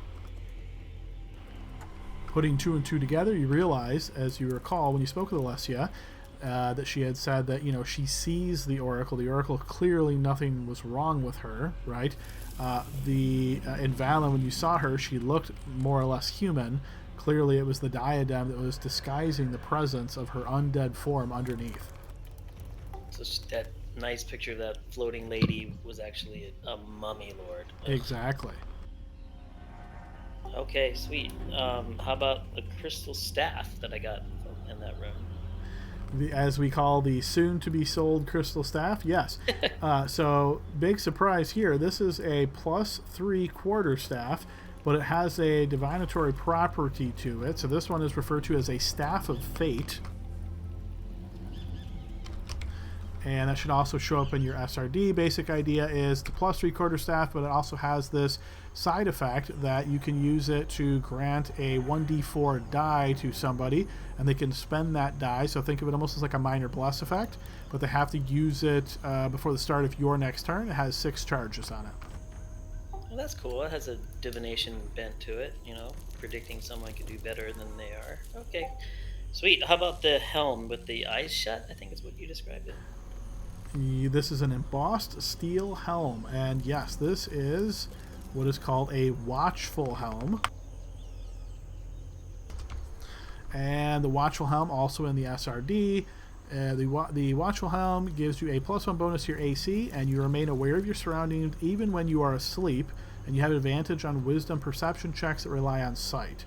As a bonus action, you can cast the See Invisibility spell from the helm, and once you do so, you can't do it again until the next dawn. Score. All right, how about that rhomboid that Cedric tossed at me before he jumped out the window? Yes, the rhomboid is what is known as an ioned stone. So these are stones that you activate and then they float around you. This one in particular is an ioned stone of awareness.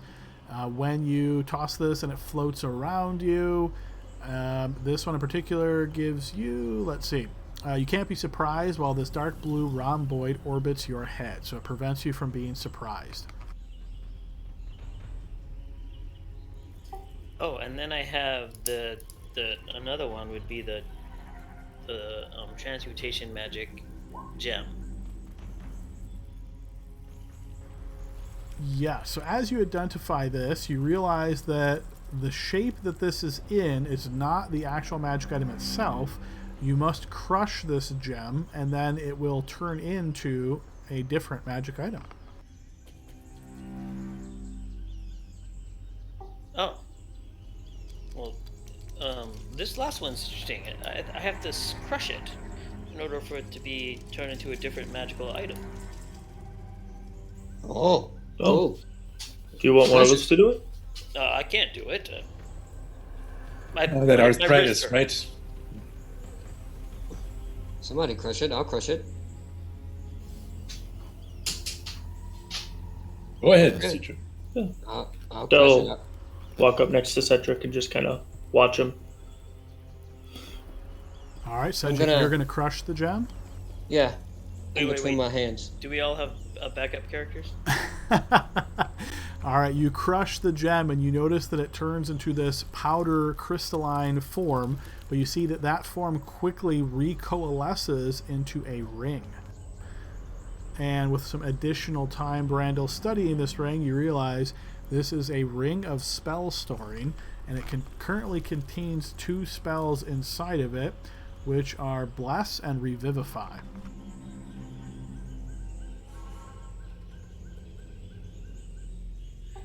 Well, guys, quite a haul, I would say. In total, one, two, three, 6 items here.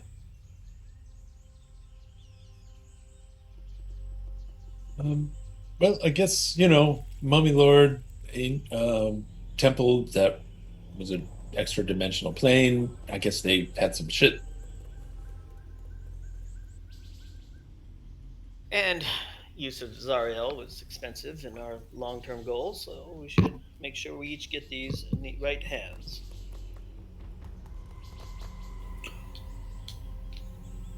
Yeah, we'll have to divvy them up. Well, I think I won't sell it this time, guys. I promise. And I really like this black metal staff that says Fire and Brimstone on it, Del. But this is a pure crystal staff. Fate. I told you he'd pawn that eventually, Del.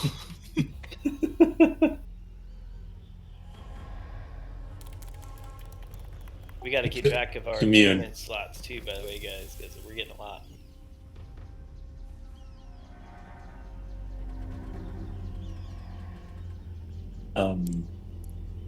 Okay, to just real quick, that was an Ioun Stone of Awareness, Staff of Fate, Spell Storing Ring, Watchful Helm. Watchful Helm. You got a legendary crystal ball. Is there one more that I'm missing? So we have the crystal ball, the diadem of disguise. There's like a hat of disguise, my staff, watchful helm, the rhomboid ion stone, and the ring of spell storing. Those are the 6. All right, there we go. Yeah, I think we'll just have to. I don't know. Ranfon's already got a helmet, so someone other than him for that. I'm assuming. Can you have that Ioun Stone on with the helm on, or are those both like quote unquote head slot? Ion Stone floats around you, so it doesn't take up any slot on your body, but it is attunement. Sure. Okay. We get 3, right? Yep. Yeah. Well, most of you get 3, yeah. Oh.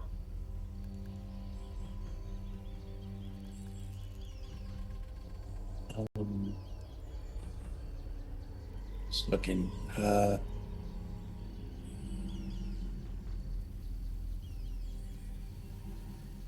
Well, the AC bonus is nice. Maybe Dell can take that one, or Lexi. The Ioun Stone. Can't be surprised. I mean, any of us. Cedric can wear that one, or That'd probably be best with me. I mean, I tend to end up going first anyways, so being able to maybe help you guys not be so caught off guard would go a long way. I concur. Yeah. As Dell rubs the helmet telepathy. Oh, right. Yeah. Forgot about that one. So. Lexi, Which one do I get? you want to watch for the helm? You have advantage on perception checks and an AC bonus. Yeah, that's perfect. Yep. That sounds very fashionable. Okay. Brandel, you're getting the crystal, obviously, although it does. I think I could use it, but we'll let you have it. Well, I can only attune to one more thing. Yeah, I think I don't mind you using the crystal ball of true seeing, sir. Oh, I was kidding. Well, here's my 2 cents on that. Brando, you know that Asmodeus or something in that form is got its grips on your soul, so it will expect you to look for it, but maybe it won't expect Leo to look for it, you know? Yes, and I'll take my little. I have a pendant around my neck. Some of you may have noticed, and I'll raise it up and say, "I'm attuned to this. This protects me of divination magic to find me. This is why I hold this particular item so dear to me. This is taking one of my attunement slots. I don't want to get rid of it." I'll take the the crystal ball, and I can handle more of these things than you all can, so that makes sense too. Here you go. Big heavy ass crystal ball. I'll treasure it.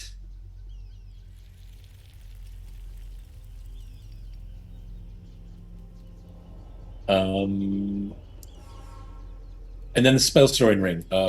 Again, Brandel, you're full up, aren't you? Yeah, I think that might be a Randon deal, right? I think so. You can save us quite a bit with that ring. Pump some heels in that sucker. I'm gonna get in his face, sucker, sucker. Okay, well, look, calm down. But yeah, I mean, I could take it.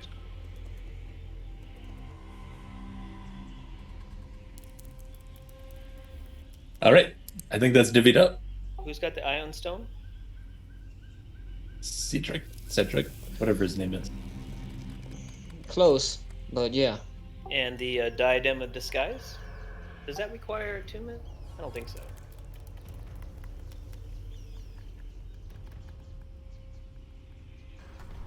It does. Is it basically a hat of disguise? But It is, yep.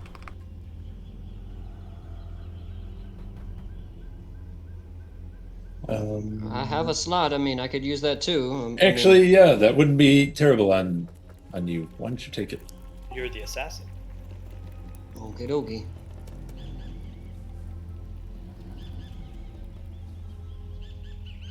So Dell missed out, and Well, I have the Sunblade. oh, that's right. You got the sun. But I also have the Staff of Striking. I know we talked about maybe Ranvon taking the staff if he still wants it.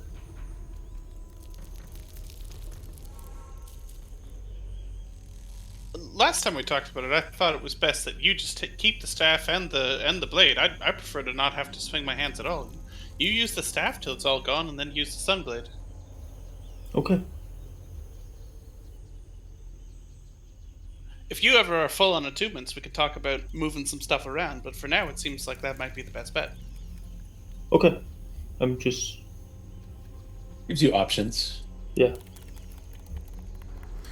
Yep, so as absolutely has already been mentioned, limit of 3 for most of you. In the, I'm trying to remember what the field is called, but on your character sheet, if you can make sure to indicate what your attuned items are, that will help me as far as reviewing, or if there's any question of, well, which one are you actually attuned to? I'd like one place that I can look to and we're all on the same page of where that's at.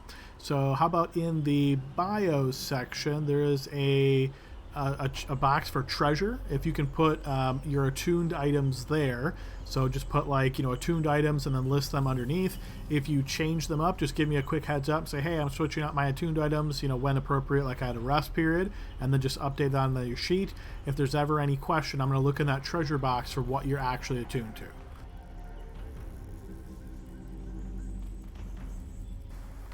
Makes sense? Any questions about that, guys? Nope, it's perfect. All good. I'm typing it right now. Alrighty, good deal. I have a question about the helm. So I just it's a +1 bonus to AC. Yes, and if you in Roll 20, if you use that eye icon for the SRD and type in Watchful Helm, it should pop up for you. Should be able to just drag and drop it right to your character sheet. Oh, sweet.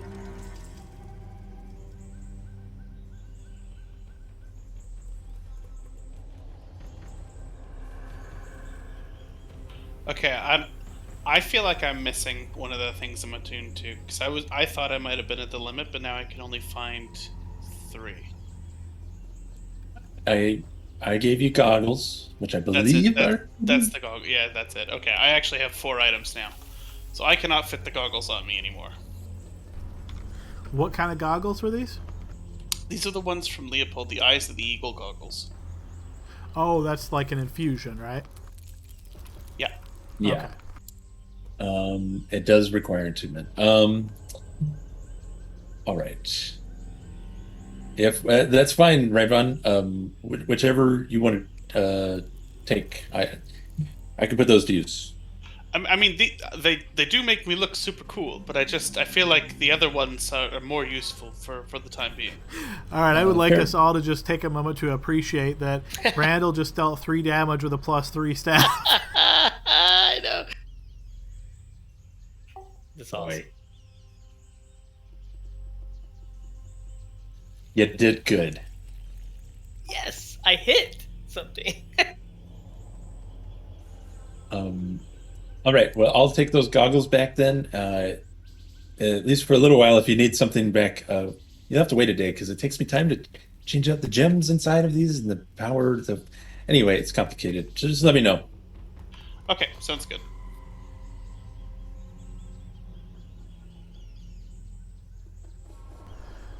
All right, guys. Oh, So with all of the loot oh yeah, go ahead, Leopold. Sorry, one last thing. The 10 gems that we found in the pile of other worthless gems, can Leo also take some time and estimate their value? Yes, give me a jeweler's kit check. So that'll be a blind check. I don't know if that'll show up as a tool. Just tell me what your modifier is, and then throw me a blind check, please. Yep, it should be expertise on that. So that's that would be a So that's see. 8 extra, I would assume, because your proficiency's 4, right? So 8. Yep. Okay.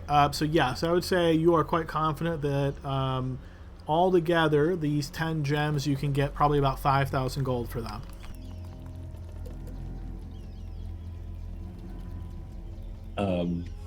For all 10, right? Not 5,000 a piece. Correct. For all 10, 5,000. Okay, great. Thank you.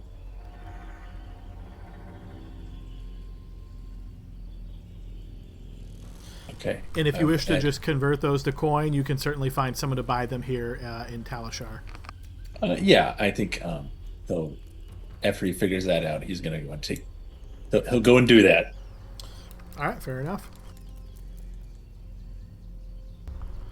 Okay, so with the loot distributed, you guys enjoying a very spicy meal and some very interesting alcoholic fermented fruit beverages here.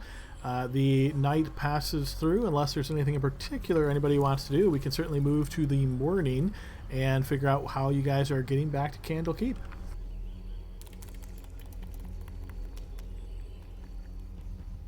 Sounds good. Good. Alrighty, good deal. I am going to hop over to a different page and quickly apply a long rest to the group here. And yeah, feel free to, guys, as you wake up in the morning, to discuss what your plans are moving forward. Okay, we need to remove the death ward and the aid from Randon. Make sure we fix that. I think the long rest will take care of that. Give me a moment. I have just realized. At first, I wasn't sure exactly why this is a legendary item, but now I realize you can cast Scrying as many times as you want with Right. it. Yes, that's what I read it as. You just keep doing it. Yeah. Boom, boom, boom, boom. Yep. Wow. We're gonna know what everyone's up to. Yeah, it's Hey, perfect for Brandel, but I really like that amulet of proof against detection and location in my current situation. I think yeah. When we maybe get that resolved, we'll switch these out for you. So it put me up to 106, but I should be at 86. So I did notice there was something strange with the tokens. So does it show more on your sheet or just on the token? I'm not looking at the token. I'm looking at my sheet. I don't see I drag my token out to see. Yeah, for some reason I've noticed this on occasion. It happens where it's kind of odd, where the HP themselves for whatever are just like inaccurate. So if you've noticed that there's some kind of something strange with the HP, yeah, go ahead and set that to what it should be. Hopefully, if you guys may have it tracked somewhere. If not, we'll have to do a quick guess. I have it tracked in my bonds section because we know our characters. I usually use the bonds and flaws and ideals by now, and I put in there I had 86 hit points. I just changed it in my character sheet and it fixed the token. So I've had my my hit points just go back to full at several points. So Like I had 19 and then it went to full before the long rest, but then I moved it back to 19. It's happened a couple of times. Yeah, it seems to me like there's something odd. I don't know what it is with the tokens themselves. It's what's kind of strange is like I can be on one page and drag a token, and then be on another page and use a token, and they actually show different values for you guys, even though they're pinned to the same field. So it shouldn't be possible to do that, but sometimes it does, and I haven't figured out why exactly. It's probably just another one of those Roll20 idiosyncrasies.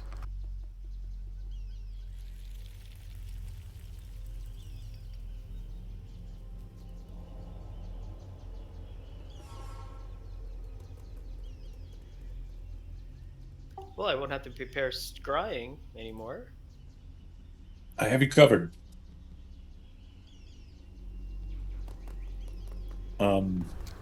Yeah, what's interesting is back on the Sanctum map, it still shows your old values, so I'll just do a quick check on everybody's sheets and change them to the old values if they're wrong.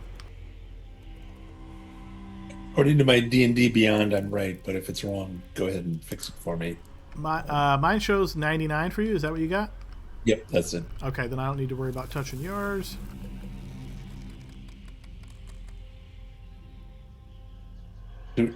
Is there anyone you can think of that we want to scry on really quickly?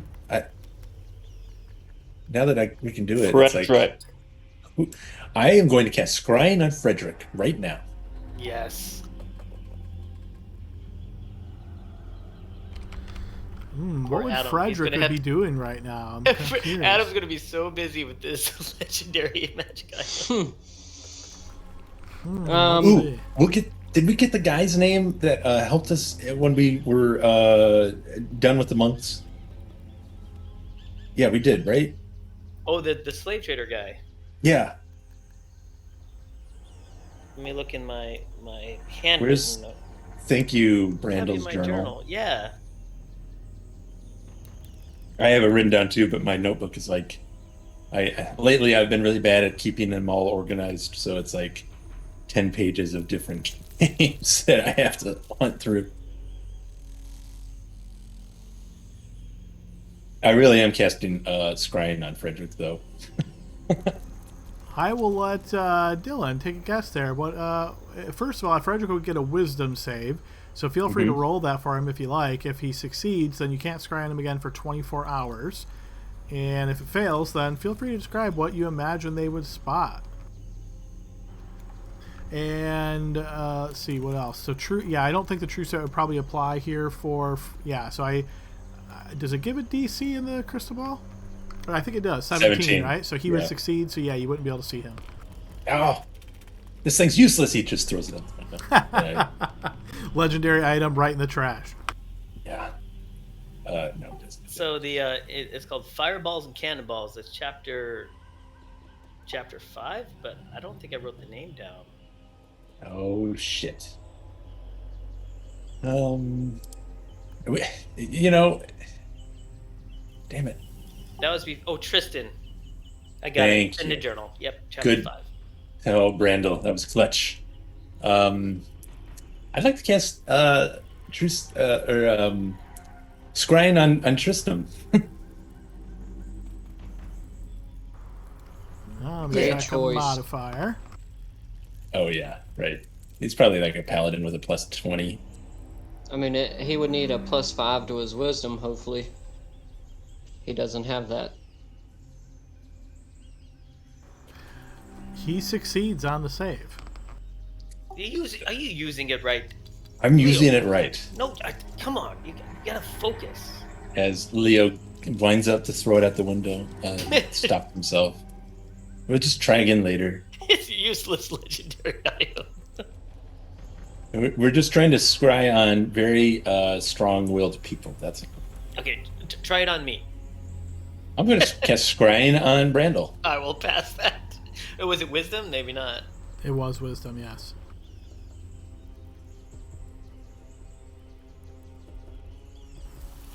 Brandel succeeds on the save. Oh my god. All right, we'll just hold on to this for the moment. It was good to try out, and I think it does work. It just is, sometimes people don't, they resist these sort of things. So we'll get back to this. For Frederick, Wouldn't it be? Wouldn't it be a -5 because he's familiar with the target? Oh shit! I totally forgot about all of that. You know what? Let's see. You know the target well. Trying to remember when Leo. Yeah, I guess Leo knew Frederick pretty well. I Yeah. guess we'll let Frederick answer that one. Do you think that would you say that Leo knew Frederick well? I think that's kind of the way it's debated. Like that could be either you spent significant time with them or you actually know them well. Like you've talked and shared, experiences and stories and that sort of stuff. Yeah, I mean, Frederick was the first to speak to Leo when we first met him as a party. Frederick saved Leo's life, and Leo probably came and hung out at Frederick's bar when he went to El Terrell. So I imagine, yeah, I would say fairly familiar with Frederick. So, yeah. So subtract 5 from his saving throw, which I So think will put feel him free to under. describe what Frederick would have been doing. Um, Sorry to put you on the spot there, Dylan. no, you're good. You're good. What about the what about the other connection save modifier? He doesn't have anything like that of me, right? Likeness or picture, possession of a garment, body part, That would any of make it that as well. even easier. Gotcha. So it decreases. I would say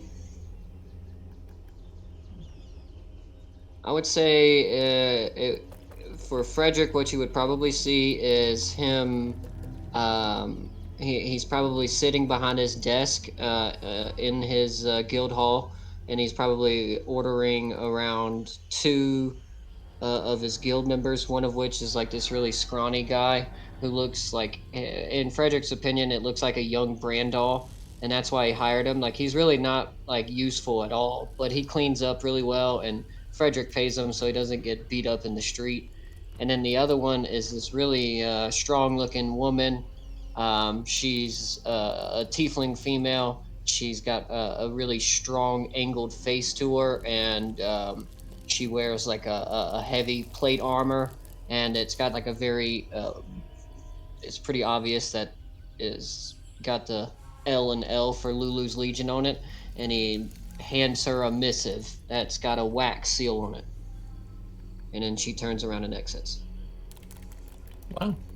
Um, Leo kind of watches this and then feels a little guilty because he's totally spying on Frederick. So essentially, mischief managed. He'll break concentration on the spell early, and he'll nod at everyone.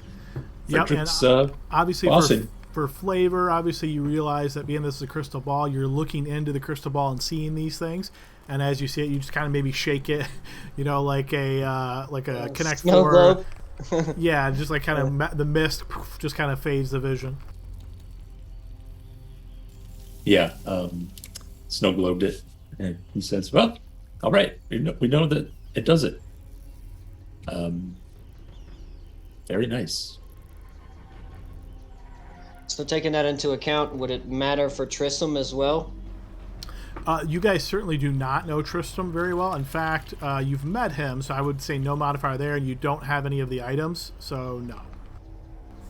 I might be. I mean, I definitely didn't think of this before we did it, but after, I might be able to like prestidigitate or use some of my some of my tools to make a picture of Tristram and stare at that longingly as I try it next time. But we'll we'll just. I mean, I totally didn't think about that until after the fact. So, And just for like future reference, I would state that how I will determine you know the target well would be like this is a close friend or family member. That's like you know the target well. Like if there was a bar you guys keep going to and you speak to the same bartender over and over, then I would say, okay, you know that target well if they're actually sharing information.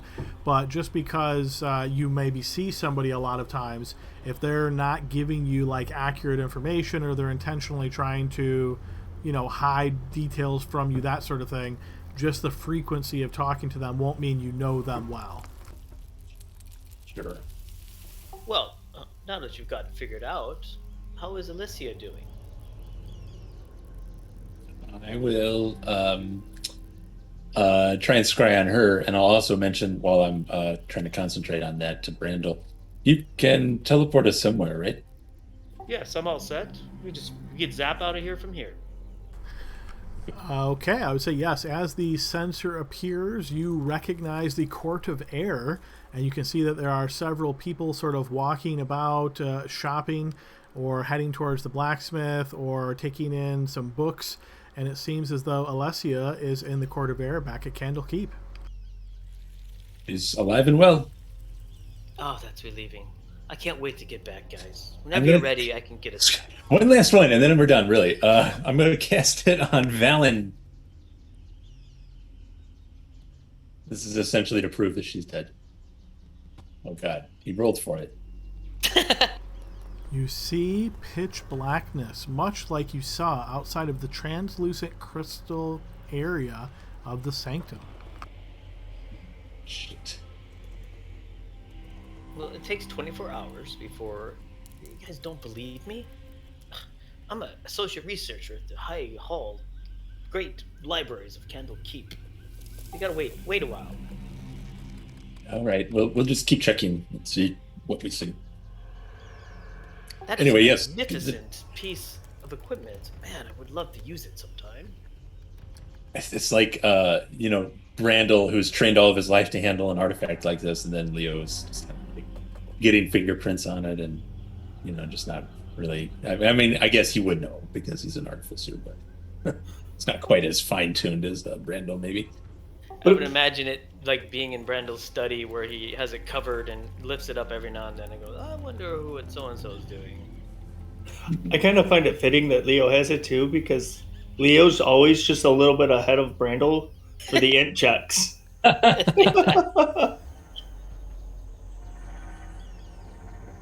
I feel bad now. Well, we're going to find your soul back so you can get rid of your thing and you can attune to this and be the master of divination that you always dreamt to be. Oh, thank you, Leo. I know we will. I don't think we can do that way out here, so are we ready to pony up and get out of here?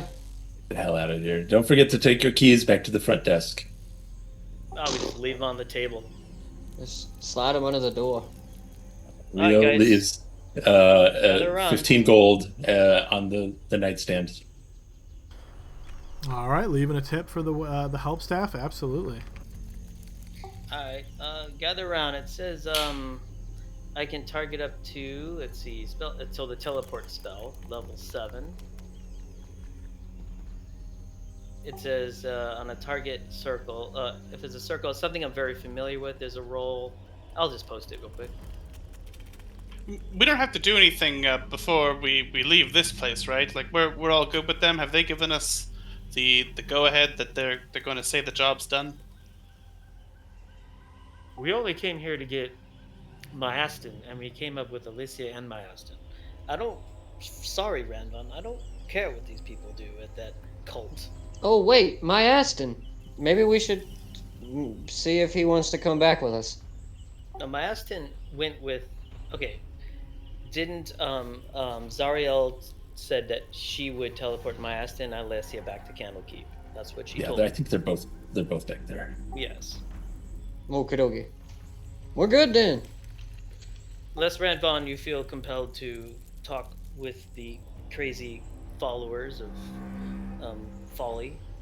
No, they seem pretty full of themselves. I hate pretentious people. No one got that? I didn't want to say anything. Zap us Okay, back. so you're casting the teleport spell, and I assume you're selecting all of your companions that are nearby. Yep, and the outer doors of Candlekeep, because I think it's blocking teleportation spell through the walls, if I remember. So just outside the doors there of Candlekeep, should be able to hit that target. Okay, I'm actually going to look this up on the SRD, because the way it's formatted, it's hard to read there. Yeah, it is. I know with teleport, there is a chance of failure. Let's see. So you're not going to a permanent circle, associated object.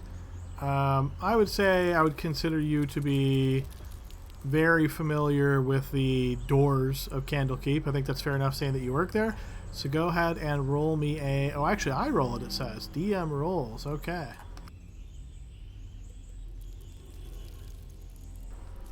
Okay, so being very familiar, the magic takes effect, circles around all of your companions, and you find yourself suddenly outside of the doors of Candlekeep.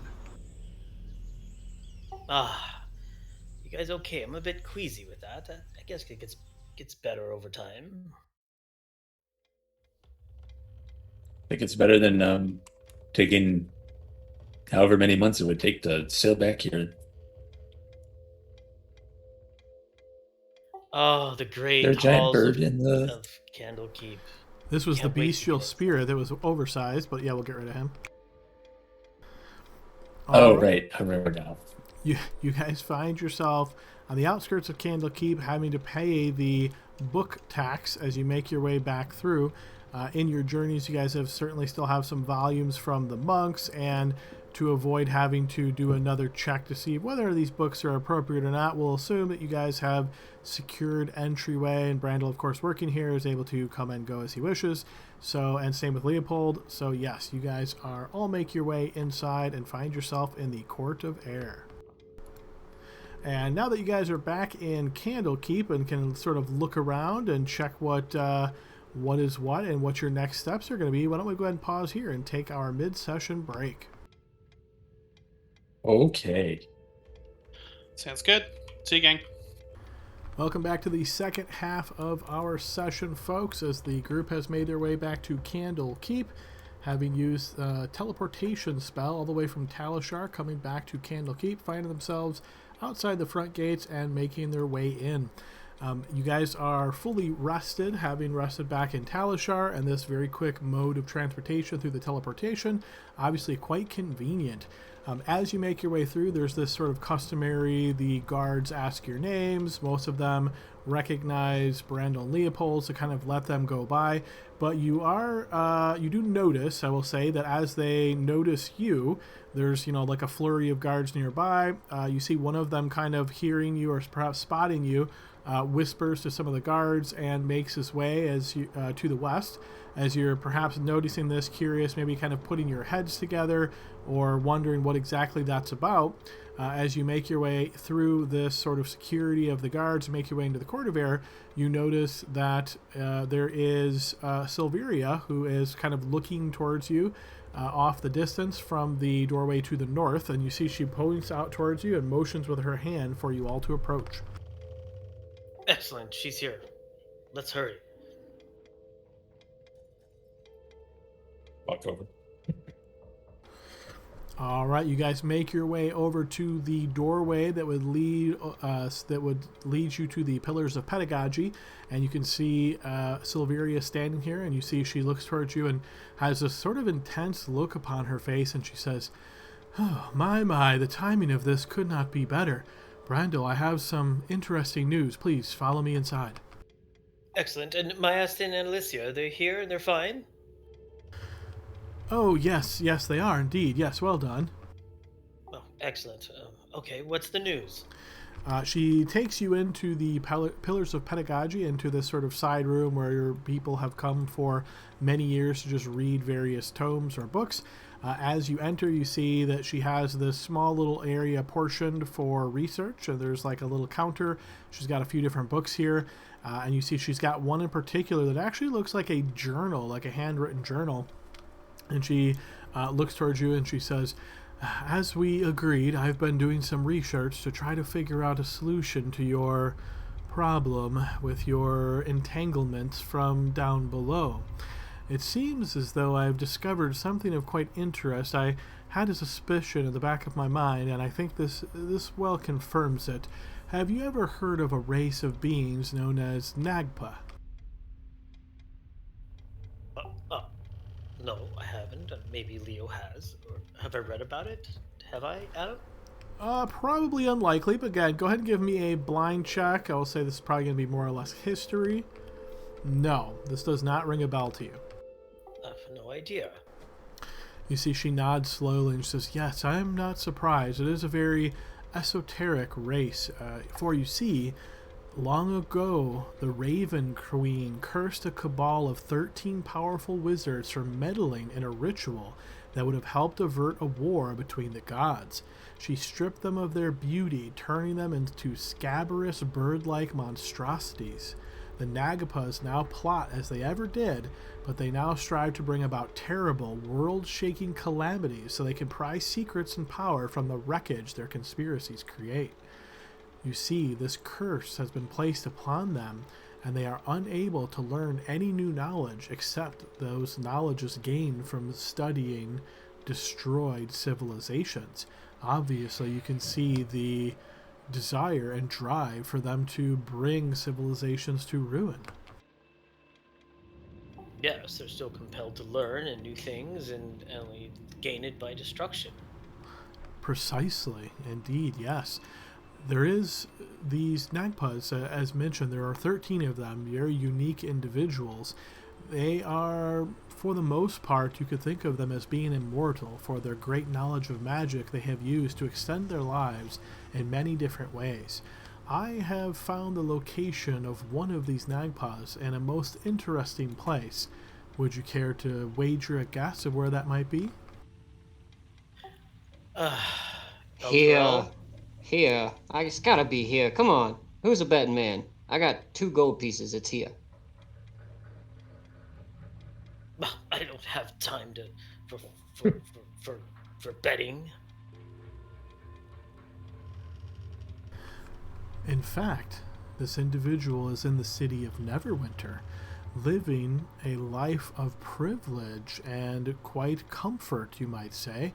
Very interesting. I was expecting to find that most of them were in perhaps ruins themselves or marshaled away in demi-planes of their own creation. But no, this individual lives in Neverwinter much like a local noble living fat on the work of others. What's the connection with my entanglement with Asmodeus? Well, as mentioned, these individuals can only learn from studying lost civilizations. Certainly, you have heard of the civilization known as the Narfel. Oh, This yeah, one would be a little bit more course. easy for you if you want to make a blind history check. No, you actually have not heard of Narfel. Can I inspire that? Might as well. You can if you wish, yeah. Would you like to re-roll, or do you want me to just take the other number? I'm not leaning you one way or the other, your choice. Re-roll it is. All right. Yes, you have heard of Narfel. Narfel was a civilization from many years ago in Faerun, and it was very tightly connected to another civilization where the two of them had sort of like a fairly antagonistic relationship. You could think of them as having warred with one another quite frequently.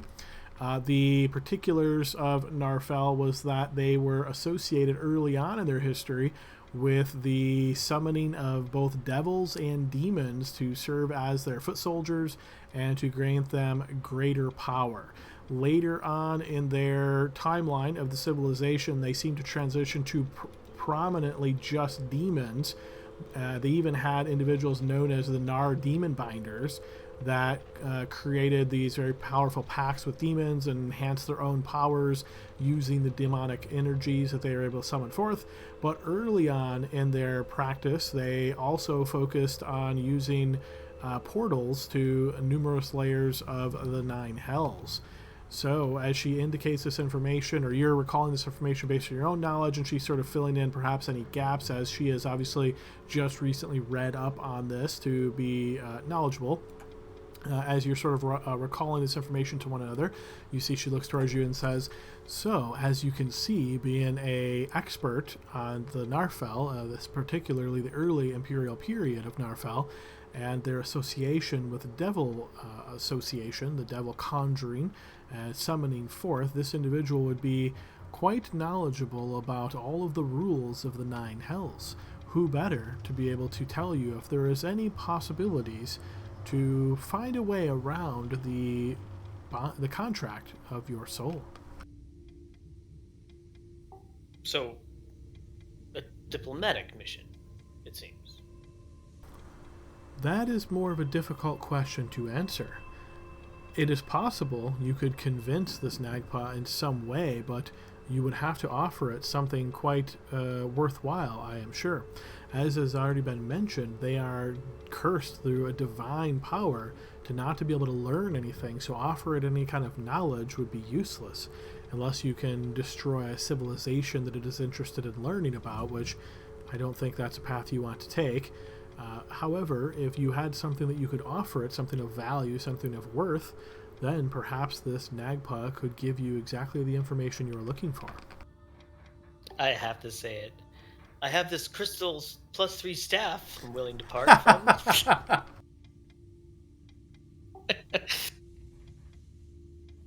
Everyone groans. Didn't Never- you sell the staff that Dale got you for that? No, I put it on my weapon rack above my fireplace at home. It's nicely positioned there. It's got 2 empty spaces.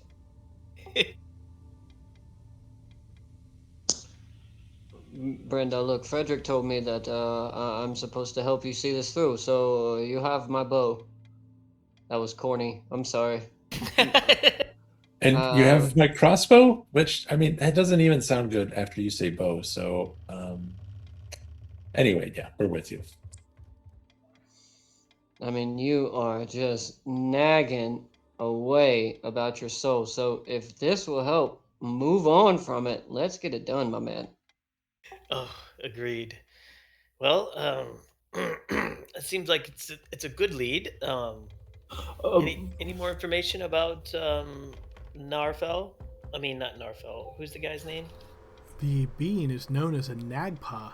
His specific name, though he doesn't go by this journal I have been able to find is of a contemporary of his, and he indicates that this particular Nagpa's name is Ladamalu. Ladama who? Man, I'm sorry. That was corny also. I'll stop, guys. I'll stop.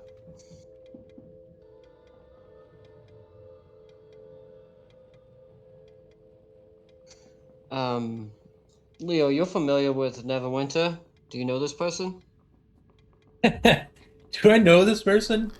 I can't imagine any way that you would know this individual, as they tend to lay low. You might have heard if if you were given like the cover name that this person uses, you might have heard of that name, but you haven't heard the cover name so far, so no. Shakes his head. I don't know them. However, we know their names, so he pulled out the crystal ball. This might not work, but he's going to try and he'll just try and look at it and see if he can find the Ladamalu. Okay, so let's see, wisdom save. This is the first thing we do from now on. Oh my god. The crystal ball shatters and no, I'm kidding. No, they pass their save, and yes, you don't see shit. Nope. They don't want to be seen today. They're not to be perceived, apparently. We gotta travel anyways. You said they're bird people. Obviously, he's not in bird form. Does he have some type of disguise? You notice Silveria looks towards you and says, he is a bird person. I don't have any knowledge that shows that he does, uses a particular disguise or something along those lines. I imagine, based on what I've been able to put together so far, that he lives a very sheltered existence, just, has servants that go out and do things for him and leave supplies. He lives, as I said, in the lap of luxury and actually a mansion in Neverwinter in the Black Lake district, if you can believe it.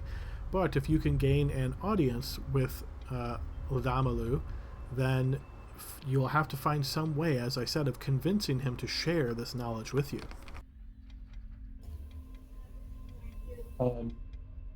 I'm sure there is something here that might...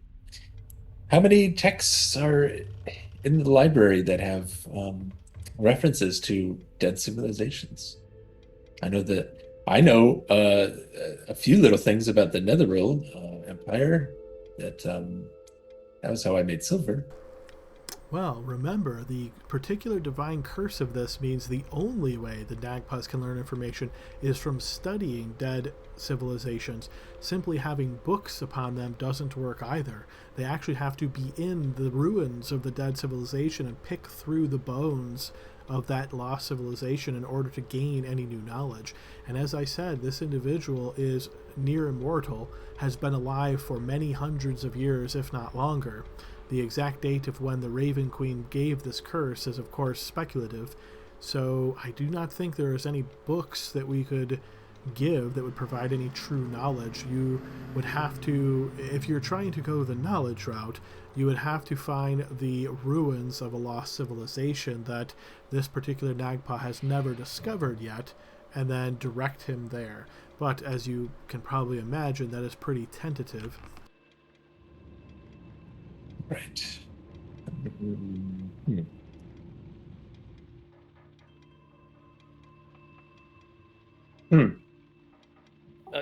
Do you mind if I look through this journal? If you wish, however, be brief. I have so much more to stick through it as well. I want to make sure that I have a complete picture. If there's anything else I learn, you can contact me via sending spells. Couldn't we just copy the journal, Randall? Well, it takes time and approval to get it to the house of the binder, and um, but let me just thumb through it a little bit. Adam, I'm going to take my minute seeing, eyes minute seeing, so I get my little monocle out. I'm going to look for any. Is it his own journal? No, it is a contemporaneous account. So think of this as a journal of a researcher who encountered Ladamalu and shared some conversations with him while looking through ruins.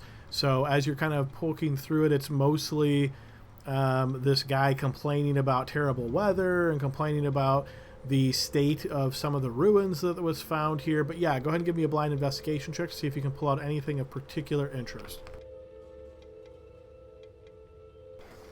You find, as you're kind of just thumbing through this quickly, a interesting passage about how this researcher explains that Ladamalu seemed to have a very interesting effect on individuals. He mentions a particular case where the two of them sort of ran into this large beast that was very aggressive and started rushing right at them. And he indicates here in the passage that with just a look, it seemed as though the beast just fell completely inert, unable to move whatsoever. And Ladamalu just sort of approached and killed it with a single swipe.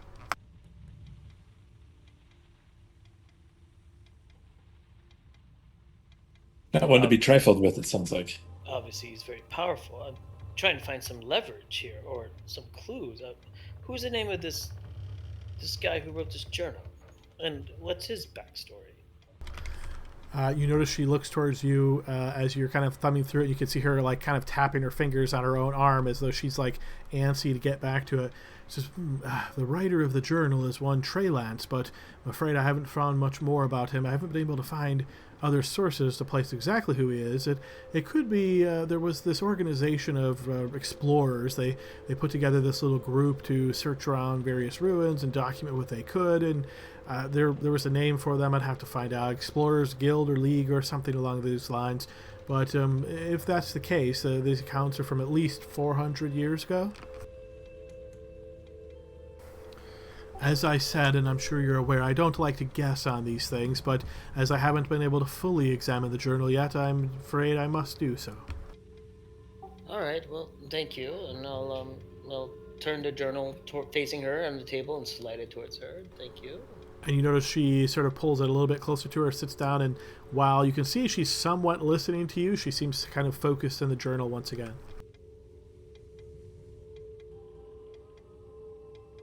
Okay, so what's in it for us if we do all this then? Someone run that by me again. Leo does the smack against the back of Ranvon's head. He says, we'll figure out something relating to Brenda's soul. Or at least how to get it back, maybe. Do we have any guarantee of that, though? I thought it was just maybe that person would know. It's Um, full of maybes. Maybe if we can find him. Maybe if we can give him knowledge of ex, an extinguished civilization. Maybe he would give me knowledge to save my soul. It's a bunch of maybes. But it's the closest thing Brandel's had since Avernus. Okay, And all it, right. And what do you get out of it? He says, asking the person they've been talking to. Silvira. Yeah. So you notice Silvira is this tiefling woman. She's dressed in the wizardly robes of Candlekeep here, and you see she sort of looks up and eyes towards you, and she says, "Perhaps your memory is very bad, but if you will recall, I asked you to do me the favor of tracking down my Aston. You successfully brought my Aston back to Candlekeep, or at least, based on your efforts, she was returned here. That is the bargain I made in order to provide this information to Brandel. I assume that was agreement struck and fulfilled." Okay, yeah. I just wanted to make sure that you remembered what and he just stops talking and turns away. And you see she kind of grins slightly as she realizes that maybe you just forgot, and she turns back to the journal. I knew that. I just wanted to know if you knew that I knew that.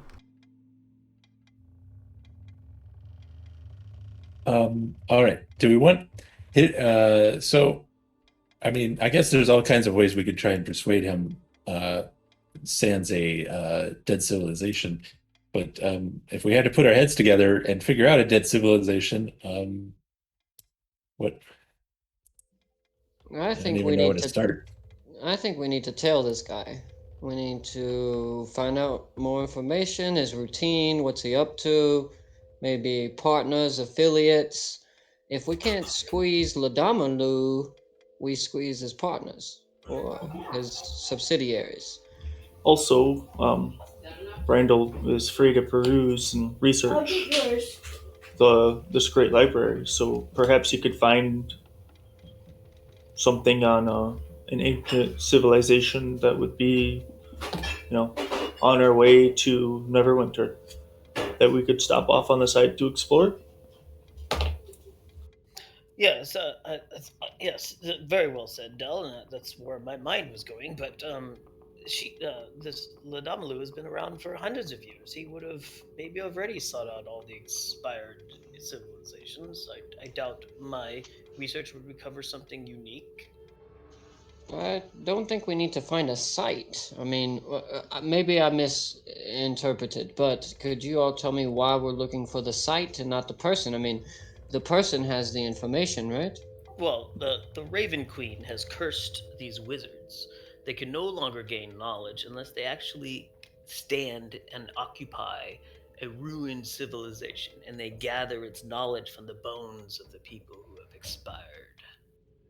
So we find his next target. It's the And best way. right, and this creature has been alive for hundreds of years at the very least. Perhaps there's an older tome. How long has Candlekeep been around? Well, there could be an old book. We should certainly What? search to find that.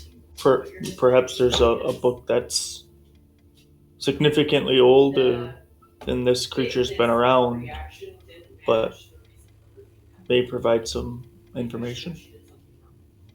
Cedric wasn't too far off, honestly. Also, we could try, and maybe not squeezing his partners, but tailing them to figure out.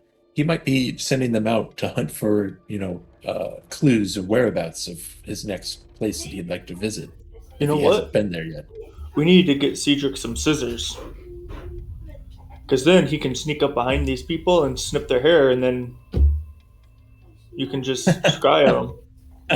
I do have the new diadem of disguise, and that's what I'm saying. I mean, we could sit and research all day about things that have already happened, but the best thing for us to do is find out what's going to happen, while also learning more about these Nagpas. What weaknesses do they have? Um, uh, Do What they? can be exploited? Yeah, where do they nest, or maybe where's the other 12, right? Maybe we can find out more information about where they've gone to as well.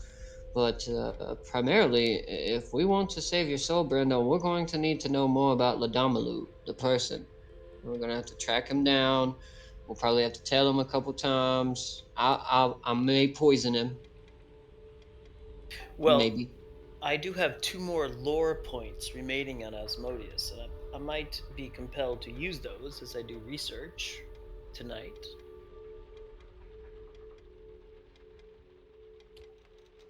Um, It's your call. I mean, it is your soul. How are we gonna get to Neverwinter anyways? Are we gonna take a ship, sail? Leo looks at Brandel. Well, I mean, I could teleport us there, but I don't know if I've ever been to Neverwinter, but it's a 50-50 chance. Land nearby at least. I mean, But you could take us to Waterdeep at the very least. Yeah, that's true. I know Waterdeep very well.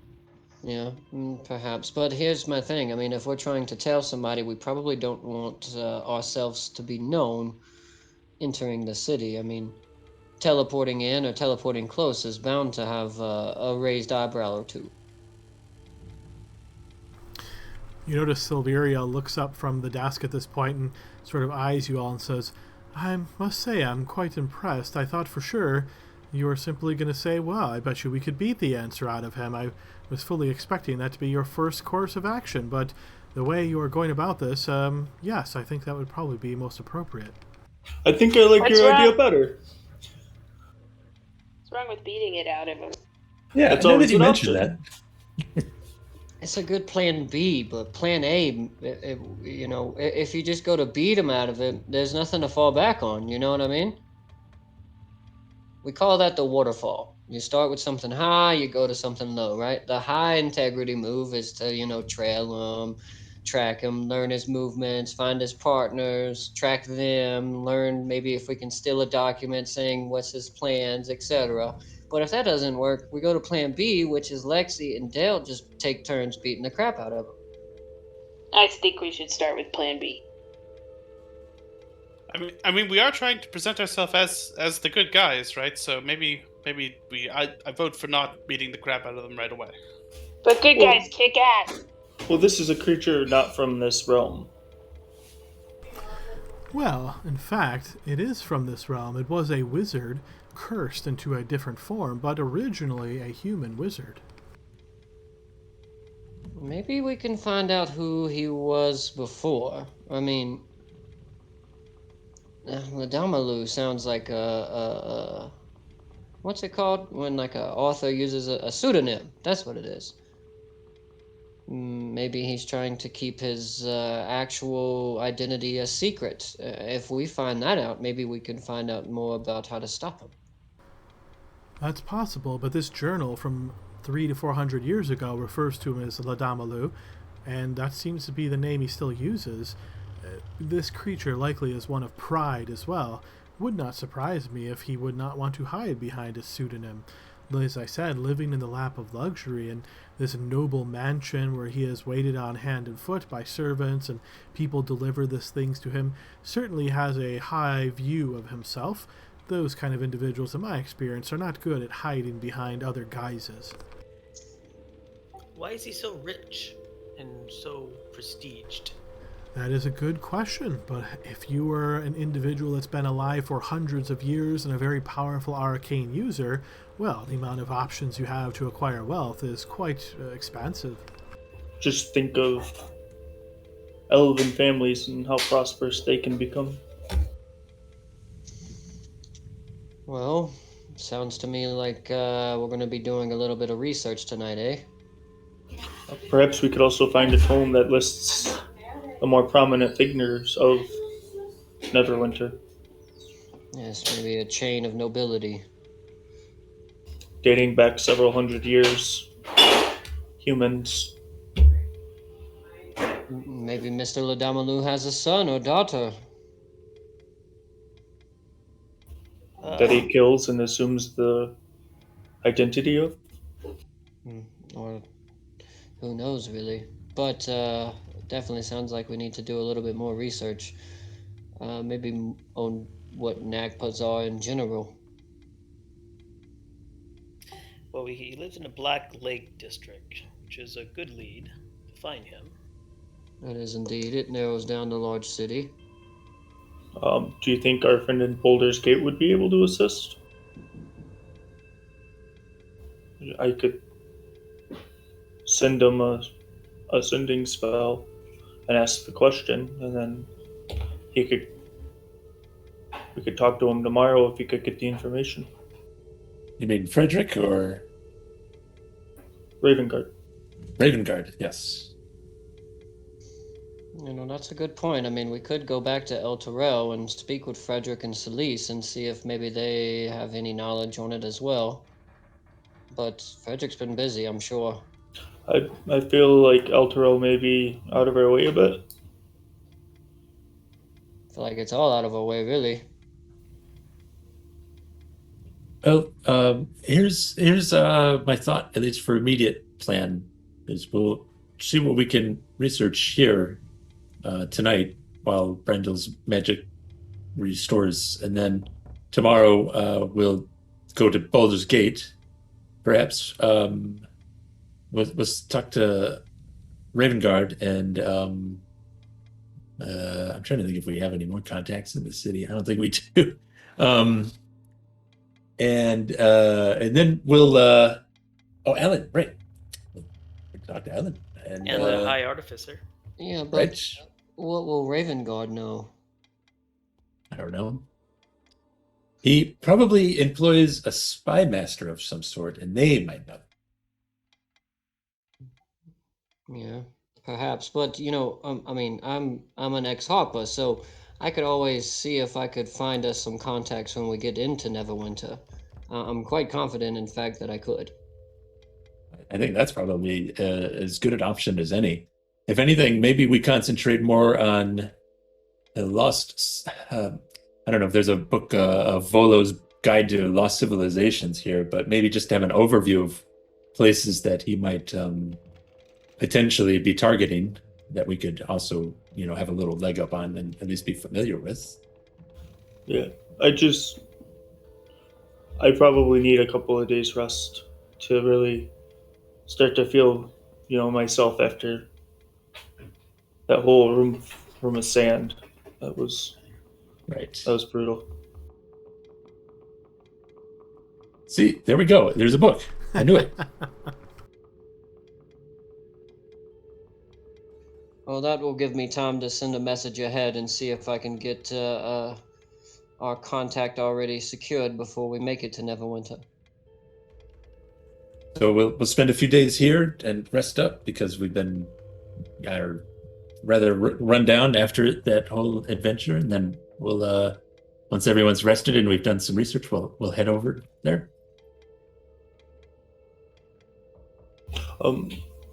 Perhaps we could find a way to gain access to if we teleport to Waterdeep, we could travel up the coast. And I could ask the head of the Blackstaff Academy. I forget her name, it escapes me, but I will remember it. I've just been teleported and my memories lacks its potency. Maybe she would have information about it. Right. My former boss, I'm sure she'd be happy to see me and how well I just thought of one other thing too. We may want to be careful who we ask about this. If he's as I guess connected as it sounds, word may get back to him that we're sniffing around. That may or may not alarm him, but it also, may cause other problems. So just a thought. I have to agree. I didn't want to say this before, but I've killed a lot of people and gotten away with it. So I think our best method is to keep our plan between us five, find a contact close to Neverwinter that has maybe a little bit more knowledge on a thread we can follow, and from there we make our move. But I think a silent approach is best here. I concur. If anything, we can maybe scour through some of the shops. I think I know some of the shopkeepers there that they may have like accounts with under his name. Maybe that might be an avenue to figure out where he lives. We could just keep scrying until it actually works. Also, Could So, be there, true. yeah. What motivates Ladamadu? Gosh, Ladamalu? Ladamalu. I mean, besides just his insatiable quest for knowledge, which I could appreciate. I mean, is he just waiting around for another civilization to fall, or he's got to be looking for a new civilization to fall? Well, if you believe the stories, they say that the Nagpas engineer the fall of civilizations rather than wait for that to happen. So he probably has his talents in many different plots and manipulations and different acts and activities to try to bring about the downfall of a civilization. Being that he is in Neverwinter, it's possible he could even be trying to bring Neverwinter to its knees. But of course, that would then eject him from his mansion and his life of comfort. But so perhaps not. But I would suspect any city, any town in the nearby area, or could be one of his targets. Ah, you have to know the motivation of our foes. truth be told, Neverwinter has already been ruined once when Mountain Hotton now erupted several years Yeah. ago. Oh, look at you with your D&D lore. Oh, yeah. Inspiration for you. Inspiration for you. I don't even know that one, but yeah, I'll go with that. Go ahead and take inspiration. Oh, thanks. That was good. Oh, in that case, and what about the time? When the spells plague or whatever. It's in the Drit's Neverwinter book, right? Yep. Yeah. Wow, Yep. you guys are good. Nerd alert here. Yeah, I read those while I do cardio at the gym. Nice. That'd be probably pretty good to. That's a good combo right there, yeah. Yeah. I'm jealous that you can read and do cardio. Yeah. Super He's like, jealous. yeah. It's a talent. Yeah, you should be. You should be. Yeah, I'm good like that. I'm the Alright. best. It's like playing hockey. Do you read while you play hockey too? If so, I think you should be able to play D&D while you're hockeying.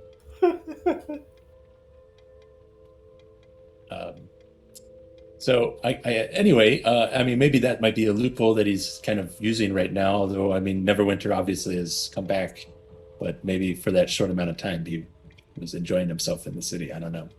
Well, I mean, doesn't it spark a memory of the companion and Thavius Krieg and El Terrell and then eventually Baldur's Gate? Like those are destruction of civilizations.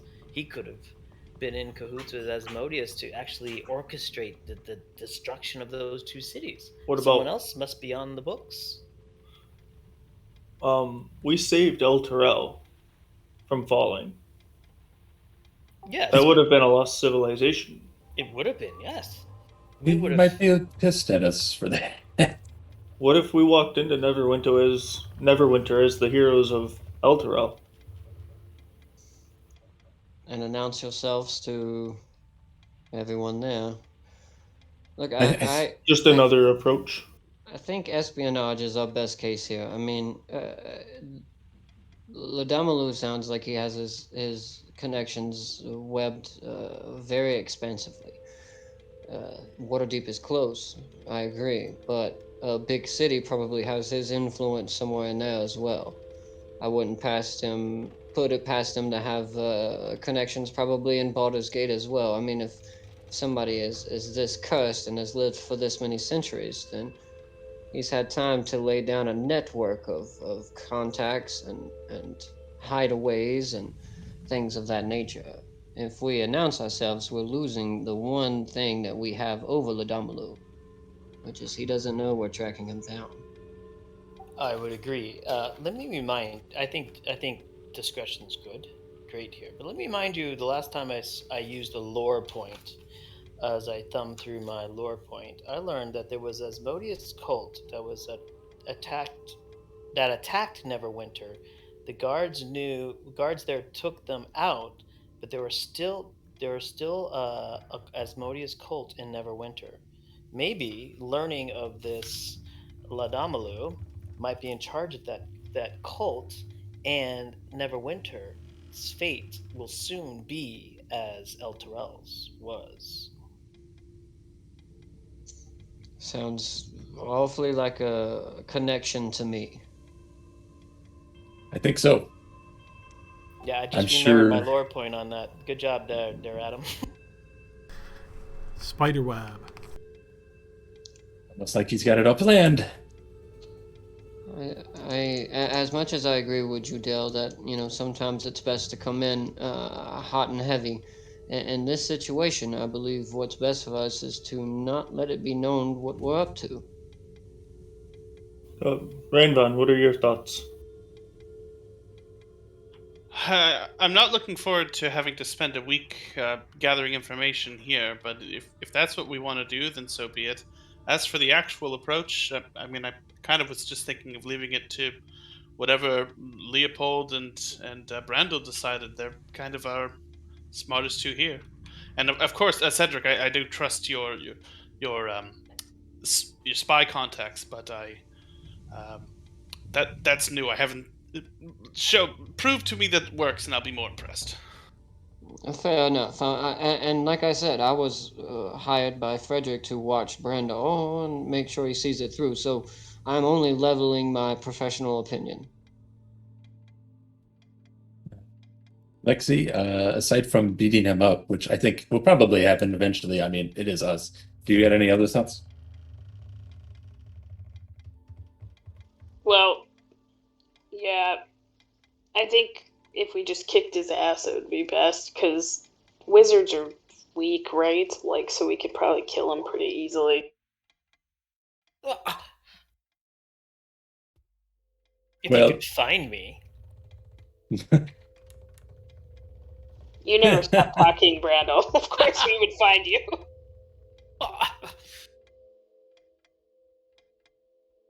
I mean, I don't think you're wrong, Lexi, and it probably will come down to that. I'm willing to bet that there will be a fight at the end of this, probably involving him and several other demons. I suppose since Dell's got to recover anyway, let's just spend some time researching the subjects that we can, and then, part of that could be me describing Neverwinter a little bit more to you, Brandel, and that might be enough for your teleport spell to get us all there without getting stuck in a mountain or something. Leo, is there any close villages nearby, like small towns? Then we travel by foot. Maybe that's an option. Oh, fair enough. Yeah, can we see that map? We sure can. And I'll actually say, as Brandel's character, he probably never left Waterdeep as a cloistered scholar, right? He wouldn't be adventurous and go anywhere else. So sadly, his knowledge of the area would be false, would be bad. There's Luskin, Helmshold. We can go and talk to the dwarves and Gauntlet Grim.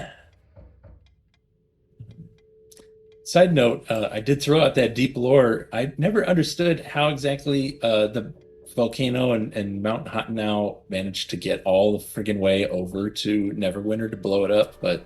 Whenever in doubt, when it comes to Faerun, just remember one word: magic. That's right. Well, it must have been a really big explosion. So where is that mountain? It's right to the north of Neverwinter. Yep. 4 days away.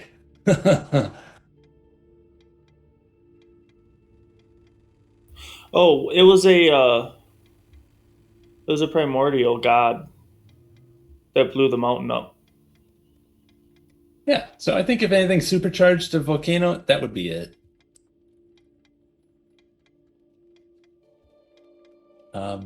Well, so there's Helmshold, which is fairly close. Gauntlet Grim. We could go a little further north to Luskin.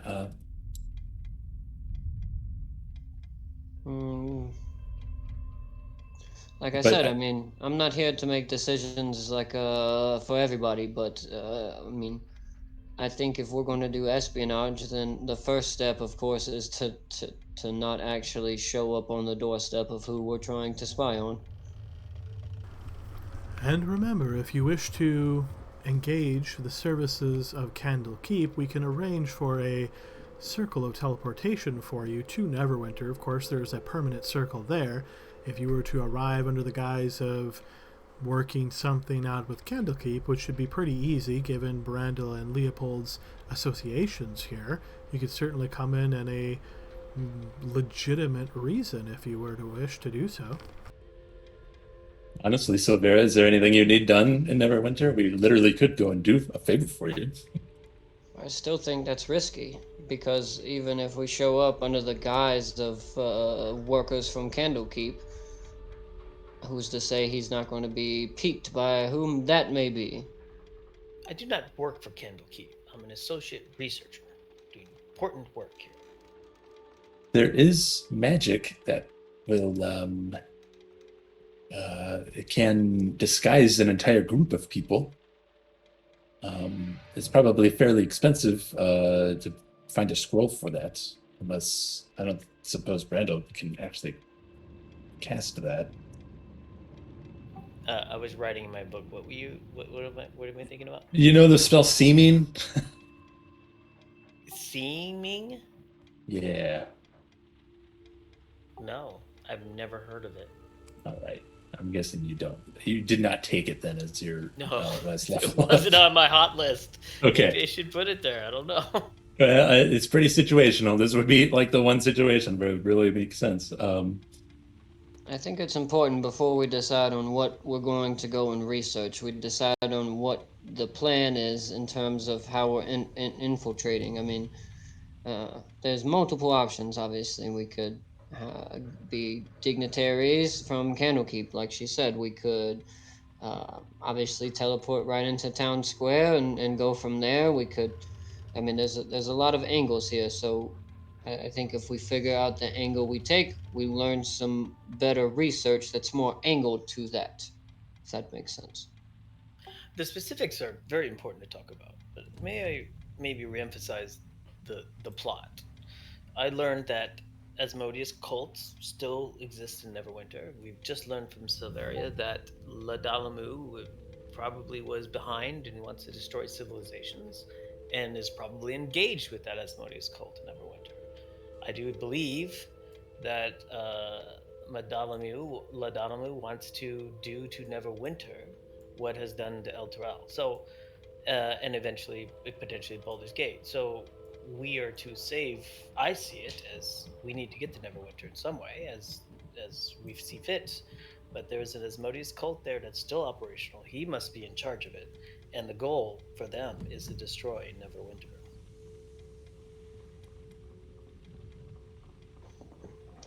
Yeah, I think we're all on the same page there.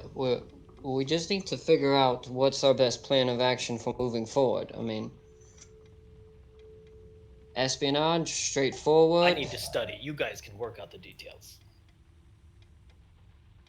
So there's your teleportation circles. Are they? Do you have one in Helm's Hold or Gauntlet Grim?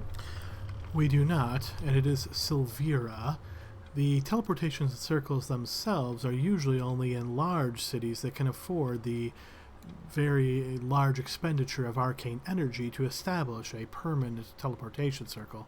As I said, we could get you to Neverwinter, not to Helm's Hold or to any nearby area. The next closest teleportation circle, I believe, is in Luskin. Which is about 8 days or so to travel. All right.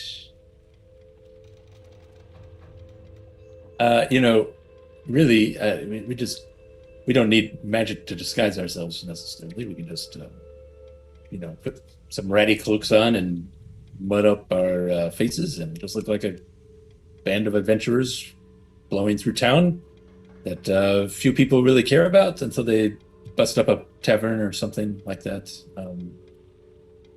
I have a feeling, more or less, if we just don't go through any official channels and just walked into town, we would probably go under the radar for the most part. This person isn't actively looking for us per se, so us also appearing in Neverwinter, I don't think is going to trip any bells.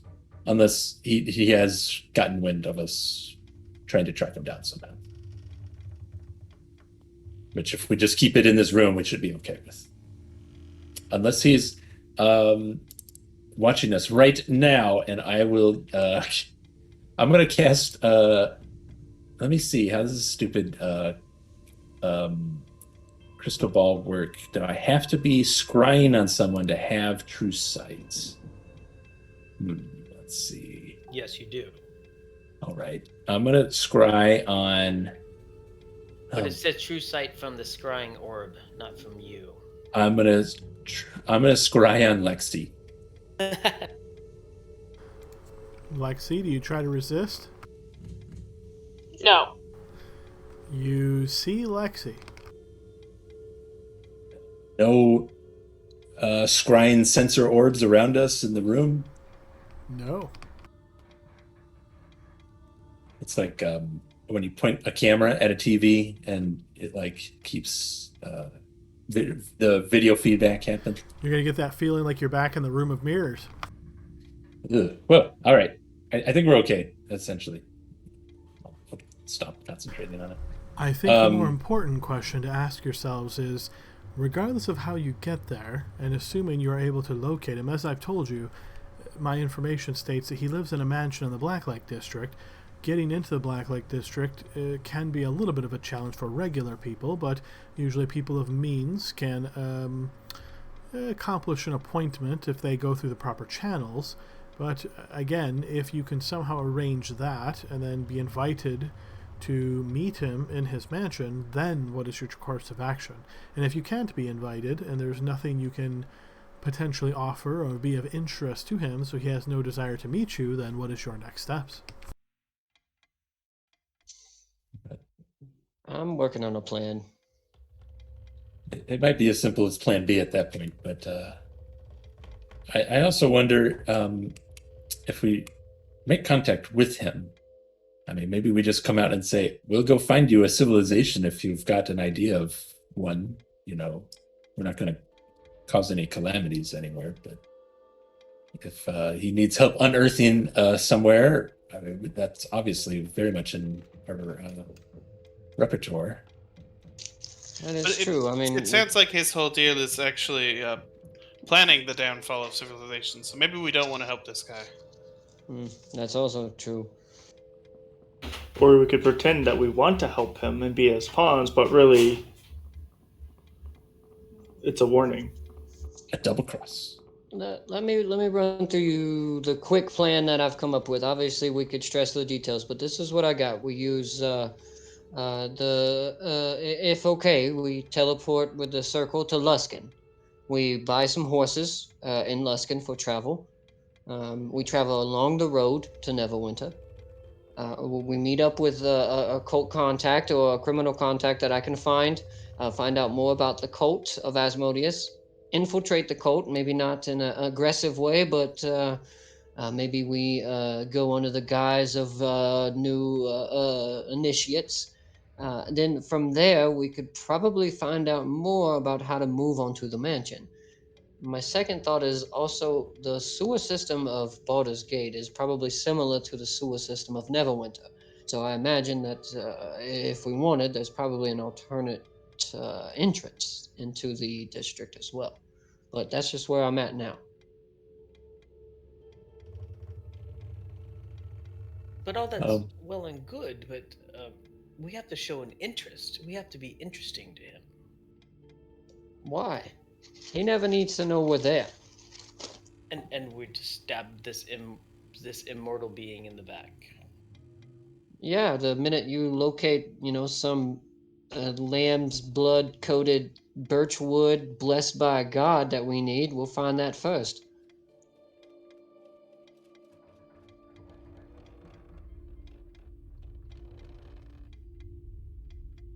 I mean, what do you want to do? Have tea with him and ask him, hey man, what do you want for my soul?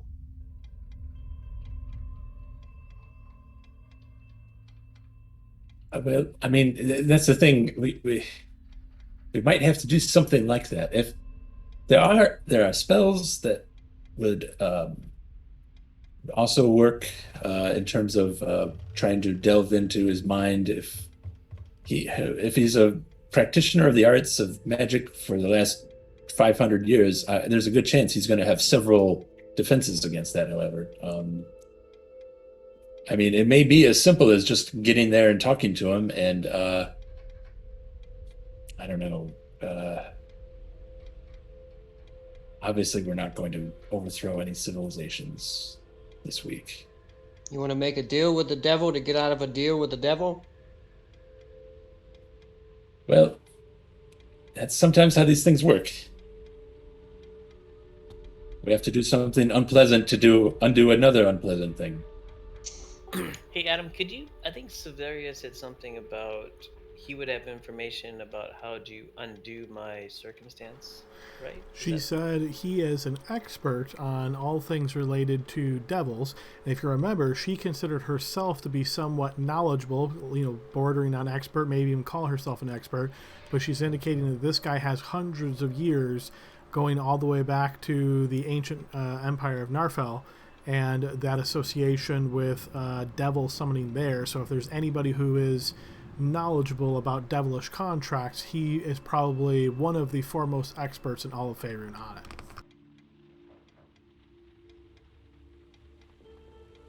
All right, so that's the end goal, right?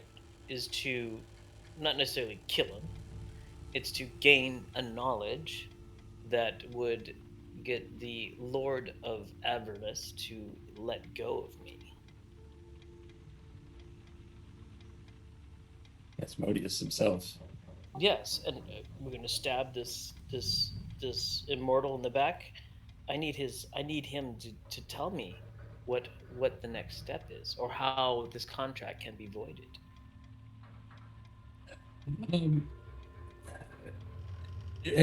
Okay. I know we keep going around in circles. Do as much research as we can here. We go to Neverwinter, do as much spy work as we can, find out all of his contacts, talk to them, figure out everything we can about his current business situation, anything that he might be actively pursuing. Depending on that information, then we can deduce either we'll go and actually have tea with him, or we bust down the door and basically say, we're going to screw up your plans to blow up Neverwinter again if you don't tell us this part of information.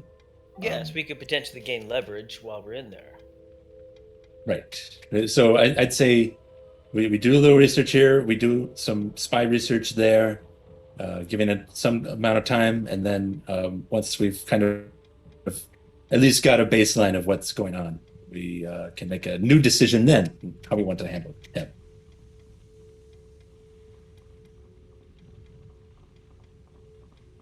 I suspect our first lead would be to try to find this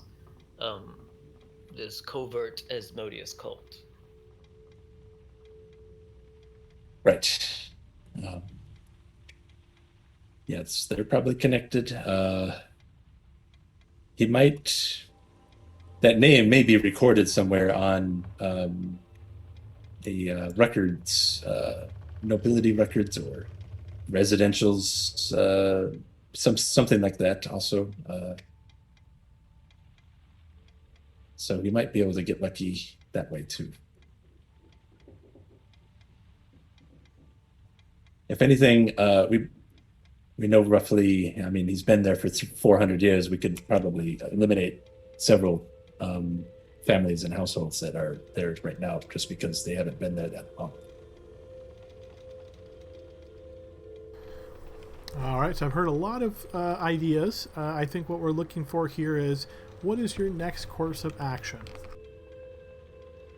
Del, how long do you have to rest? We're going to follow up plan a follow-up meeting to go over these ideas again. To form a committee to potentially look at an issue? We'll send some emails. So I have 3 levels of exhaustion. So I could, in 2 days' time, theoretically, I could get rid of all of them, right, Adam? So you guys got a long rest when you were at Talachar. Did you take one off for that? Yeah, it already went off because I was at 4. Oh, damn. Okay, then guaranteed it would take 3 full days, no chances at all. If you spend some time resting during the day, aka short rest, you'd get con saves to drop off a level. So based on our house rule, you could certainly take 2 short rests and then a long rest. If you made the con save, technically you could probably drop all 3 with a full day's rest. Okay. Yeah, I'll give that a shot. So I guess the bare minimum, we're going to spend at least one day here researching what we can from Candlekeep, and then depending on how Dell does, we'll spend another day researching, and then when he's all set to go, we'll teleport to Luskin, and then ride down to Neverwinter, and if and then once we get to Neverwinter, we'll see what Cedric has going on. Okay, so in the essence of time, those of you that wish to research, give me feel free to type this out, just like a very brief 1 sentence, what you're looking for, and then throw me a blind check, and I will take that intelligence check as part of your research to try to figure out any information to that specific issue. Again, with only a day, normally, depending on what it is. Obviously, if you search, specifically for like Ladamalu, you don't think you're going to find anything within 1 day. If you're searching even for Nagpas, these are very rare, so your likelihood of finding any information of substance may be difficult, but the more general your query is, the easier it is to find. The more specific, the more difficult, of course. For Dell, feel free to go ahead and throw 2 con saves to represent your couple of short rests as you break here and spend some time moving about Candlekeep. So you'll drop 1 of those as part of a short rest, and then this night, if you stay in Candlekeep, get a rest. The next morning, you'd wake up with 1 left. You could attempt to burn 1 or more of your short rests for the next day to try to drop another level off. Up to you. So anybody else that's doing research, let me know. So I don't have a mechanical question. I have 2 lore points. Can I spend 1 here and then 1 in Neverwinter if there's a library, or do I need access to Candlekeep? So these points you got by doing your downtime in Candlekeep and doing some research. So I would say at this point in time, this is going to be information that you've gained from Candlekeep, not necessarily that you have to be in Candlekeep to use it. But remember, the surrounding parameters of your lore points were specific to Asmodeus. So obviously you couldn't say like, hey, I want to use one of these points on Nagpas now. That's a completely different topic. Right. So I'm tracking. Or the Raven Queen, right? Or any of that. Right. So I would say if it's specific to Asmodeus, that's right up that alley. If you were to say, well, can I, see if I know anything about the 9 hells, that's close enough. I'd say, yeah, you probably can do that. But it has to be in that, in that realm. Okay. My first lore point during the downtime was that there was this Asmodeus cult years ago, and then they still exist. So can I spend a lore point to dig deeper on where in Neverwinter that secret Asmodeus cult lives? So being that this is research, right? Like, unless the location of the secret cult was like wrote in a book somewhere, you're not going to be able to use a research point to figure out exactly where they're at. Now, you could learn like, hey, did they have a organizational structure? Like, is there something that people may have learned by, looking at the logs that city guards that broke up different groups, had made, documented this stuff, and then you find it in a book somewhere. But like, rarely do cults like write down secret plots of here I was, unless it's a cult that's been already discovered and destroyed. Then you could find like historical information. Oh, this is where they were then when they were destroyed, kind of thing. Well, maybe there's lore I can dig up about the Neverwinter, like where, since they were eventually routed by the guards, maybe I'll know more about that particular encounter, where it was and how difficult it was. Yeah, I would say you could do that. Yeah, I'll spend a point on that. Okay, so you want to know where specifically this cult was routed when they were first discovered and purged in Neverwinter. Yeah. Okay, let me grab some details for you, and I will post those to you. And to get you thinking on on how Leo's going to research. I think he wants to look at maybe um, census of the city, maybe like right. I don't know. He'll try and find one, in that 400-year mark, and then one current, and just kind of look at them and compare the noble families that would, in his mind, reside in Blackgate, and kind of, I guess, tick off the ones that aren't that haven't been there for as long as that kind of time range, and then that'll give him maybe a little bit better idea of places to look at. So ultimately, what you're hoping to find is the location of where Ladamalu lives in Black Lake.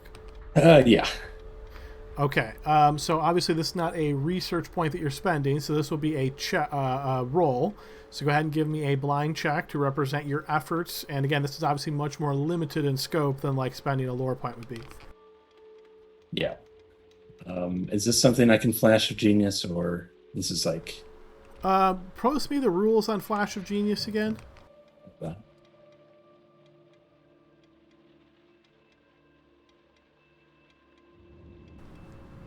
Yeah, I would say you could. We'll definitely put that on there then. Okay, here comes the blind check. And how much does Flash of Genius add? +5.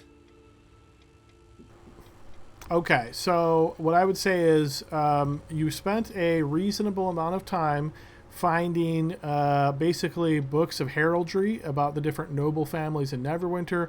The amount of material here in Candlekeep about that is reasonably good, but you're having to ask an assistant to bring you a book. They go get you one, they bring it back, you read parts of it, and this book might then reference other books, like see this subtext in this book, and you're like, okay, can I get that one now? They take the first one back from you, go get the other one. So it's a bit of a involved effort.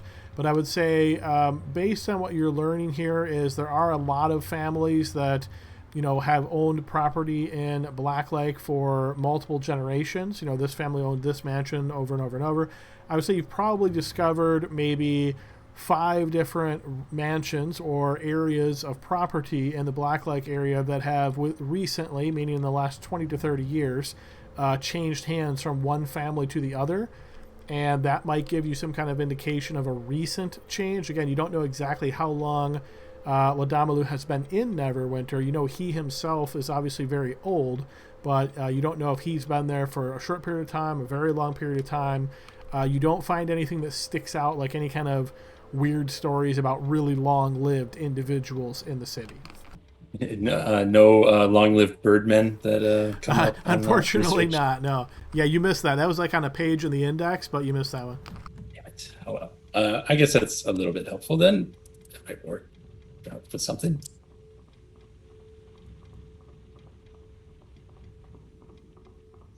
I can go next. I think we have 2 days, right, Adam? So you guys are resting here for a day, and then it looks like the next day, Dell spent one more of his short rest to try to shake that last level of exhaustion. Was not successful. So depending on what he's deciding to do, if you guys are spending an additional day here or not. I like it here. We could stay another day. I'm okay with 2 days if everybody else is. I'm good. Yep. I might use that love potion in the tavern, though. In the bathhouse. That's got a feature in Brandel's journal next week. Let me know when you go in there. I'll make sure I'm not there. All right, so day 1, Adam, I'm going to use this. I'm going to send a message. I imagine Candlekeep probably has people who come in and out, or caravan, or something similar. So I'm going to get a message to my contact in Baldur's Gate and see if he can find me a connection in Neverwinter to maybe one of the organizations linked to... maybe like I'm not too familiar with Neverwinter lore, but I imagine they have some kind of band of criminals or low lives and see if he can. Essentially, I want to see if we can, before we get to Neverwinter, if we can learn maybe a little bit more information about how to infiltrate the Black Lake District. And then the second day, I wanted to spend researching the same thing, more in depth. I would say probably like sewers or canals, or I know that Neverwinter had some destruction before. So, what kind of construction did they do? Is there alternate routes inside? Things like that. Because I remember Frederick telling us about the sewers of Baldur's Gate. So, I imagine there's something similar in Neverwinter. Okay, so just trying to break this up into disparate pieces here. So the first one was you want to get communication to a contact in Neverwinter, and were you trying to let them know something or learn something from them specifically? Yeah, but maybe like let them know we're on our way and we're going to meet them. I'll get a tavern from Leopold and tell him that in this many days' time, meet us here at this tavern, and with the specific idea of seeing if we can learn more about how to infiltrate the Black Lake District, if there's Okay. maybe parties going on or something like that. So, based on your background here, what type of network of criminals do you imagine that Cedric is associated with? Well, he's he is from up north.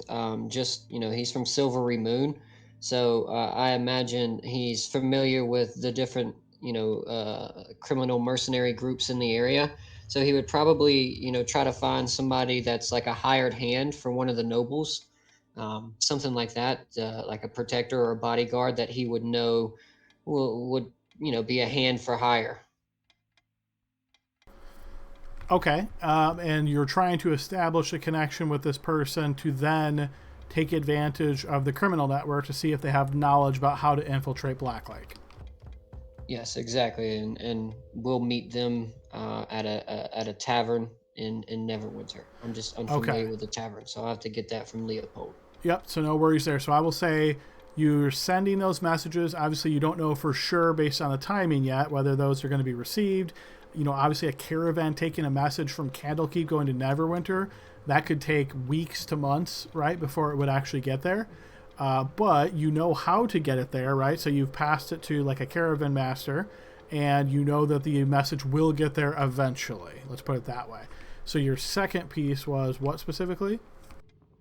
I wanted just like because that was my idea that it may take a while for all of that to happen. So I wanted to look up maybe blueprints of Neverwinter or a layout Right. of its sewers or canals or something like that, so we could find alternate routes, maybe Right. So, not above ground. so I'm imagining almost like you're looking for the city charter that has like the layout of all the different buildings and where they're at, where they're built on the different roads and all that stuff. Yeah, and I would spend, my time coming up with an escape route, a quick way exit or maybe a quick entrance also if we needed it. To the sewer specifically. Yeah, and something that would lead us maybe out to the harbor or out of the city so we could, escape Okay, quickly if we so needed to. give me a blind check on that one to see how successful your efforts are in learning the layout of the Neverwinter sewer system.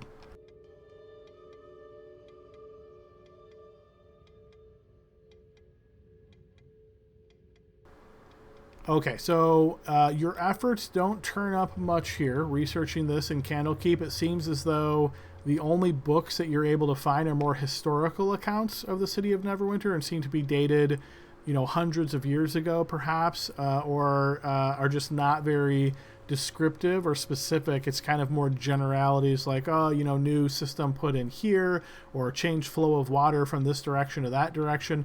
But it doesn't give you enough information to come up with tactical information about how to easily enter or exit the sewers. Okie dokie. Okay, so for your point of lore spent, Brandel, what you're looking for again is more information about when this cult specifically was smashed. So some of this information may be retread, but It would be where specifically the battle occurred, like you're saying, is what yeah, you're where I mean, if they routed them, then where in the city did they primarily have their headquarters, kind of thing. Okay, so what I will say is, you are able to find some information indicating that this cult, which I don't remember if you ever got the specific name of this cult, but you were able to determine that the name of this cult is, I think it was called the Cult of the Raging Fiend. So this was sort of the name, or messengers of the Raging Fiend. This was the name they went by. This was a cult associated with Asmodeus. There was a specific leader, and that leader was thought to have not been destroyed when the cult itself was destroyed. And that is why there's always been these thoughts or rumors that the cult still lives on and is secreted away somewhere else that the guards of Neverwinter can't seem to really track down or find. So where this battle actually occurred, we will say was not in the Black Lake District. I can get you a district name if it's going to help you. But where this occurred, they sort of located a hideout more on the southeast side of Neverwinter City, not in Black Lake District. Okay, and then can I spend my last one here? Sorry Sure. to throw this on you. No, that's okay. Just what I would say is type it out in the chat. It'll give me a second to read it and really comprehend exactly. I'll put it right here. I'll put it the global. It's just simple.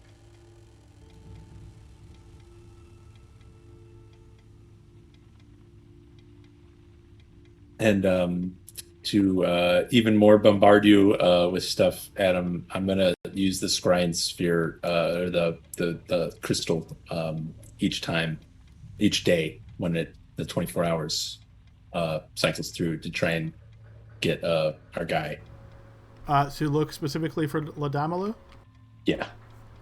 Okay, so you did it the first day you were back here. You guys spent another day and then technically another day, so this would be 2 more chances overall.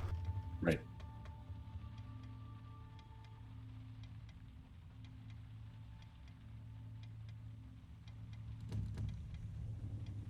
Ooh.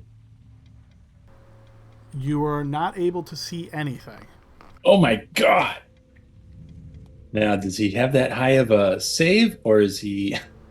It's a good question. Good thoughts. Well, that's the thing about that globe. Our saves are better than the globe.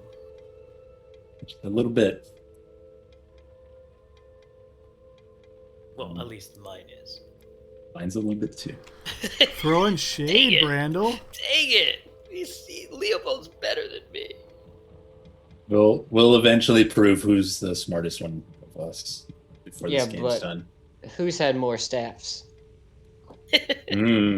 Good point. I think Brandel's definitely ahead in that category. Okay, so in case it matters, Brandel, where this battle actually occurred was in an area northwest of the Cloak Tower. This is where the cult was sort of, as they were found in their sort of hidey hole within the city and the battle raged on, this is where the main brunt of the actual struggle took place before the cult was dispatched. You know, people tried to flee out away from the threat, and cultists tried to, you know, meld back into the city, that sort of thing. And again, there's always been this thought that they didn't get them all, just like a virus or a disease. Unless you completely stamp it out, it comes back. And this is where these rumors and thoughts of the cult persisting still comes from.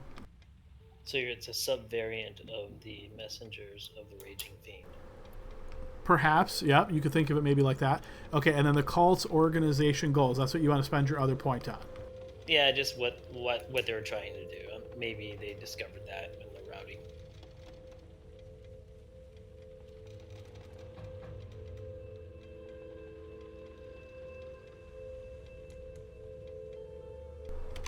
Yeah, so I'd say that's more something that research could pull up potentially.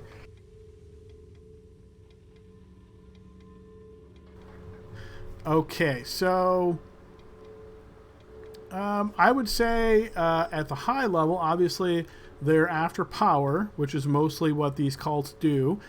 They were looking to try to take over. You could think of Neverwinter. They didn't want the nobles, the Nashers that ruled in Neverwinter, to actually rule the city.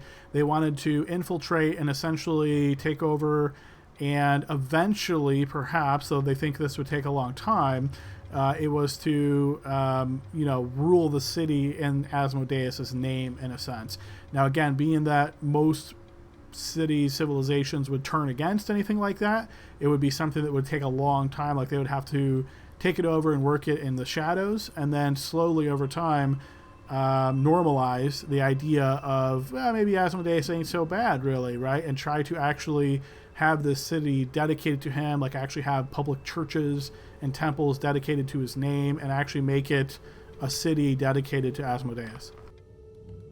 No, that's helpful to me. I was thinking their goals might be to actually destroy the civilization rather than rule it. Okay. This does not line up to you as similar to Lodamalu's. Lodamalu's, your guess of his issues or his goals. Again, remember, Silveria said to you that it's possible he's targeting Neverwinter. It's also possible he's not, because that's where he lives, right? So if he wants to, stay there and bring down a different civilization, but maybe he is targeting Neverwinter and we just move on if the city should fall and be destroyed. Yeah. Okay. Thank you. Sure thing. Okay, so hopefully that caught everybody. You guys have spent 2 days in Candlekeep. Is there anything I missed there that anybody would like to do during this time? Do I get a list of creatures that are susceptible to homunculuses? Oh, that's a curveball. A list of Nice. creatures that are susceptible to homunculuses. What do you mean by that exactly? Like, if we made some homunculuses and we, threw them at bad guys, is there anybody that doesn't like homunculi?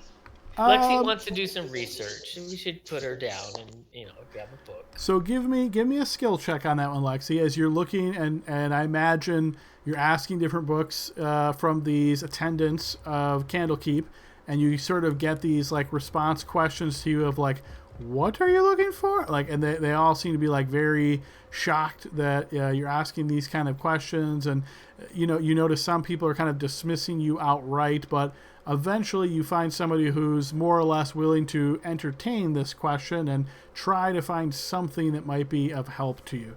So as a reminder, you'll have to drag your token on the map and then click on it and then just choose the blind check option at the top. Can you even read, Lexi? Or actually, your token's already on the map, Lexi. It's just all right on Candlekeep right now because it represents the group. So if you want to just find it there, whatever easiest for you. Can the attendants help her read? Oh, it's super tiny. Okay, God, I'm scrolled out right now. All right, here we go. Yeah, this map is massive.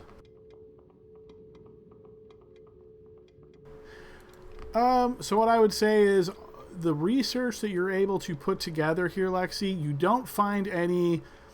it takes you a long time before you find anything even close to what you're after. You don't find anything that indicates any kind of particular creatures having susceptibility to homunculi.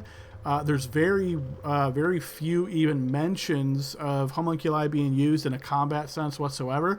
But eventually you do find one of these sort of tomes that's written in a very heavy hand, and it seems to be intermixed between common and goblinoid in language, and it seems to be written by many different people.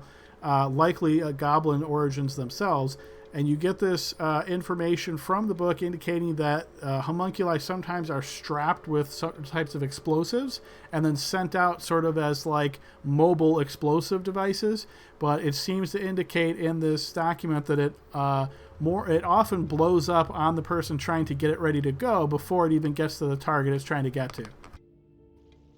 Terrorist homunculi. I love it. Okay. Duly noted. Do they get a bunch of homunculi virgins when they do their deed? I'm not going to touch that one with a 10-foot pole. All right, was there anything else anybody wanted to research during this time in Candlekeep? All right, so hearing nothing, I will assume you guys have done everything you wanted to do here. You guys have spent a total of 2 days downtime. All of the exhaustion should be washed from everybody now. I don't think anybody had that 4 levels like Dell did, so 2 should have covered everybody. And then, of course, you could have short rest even if you did.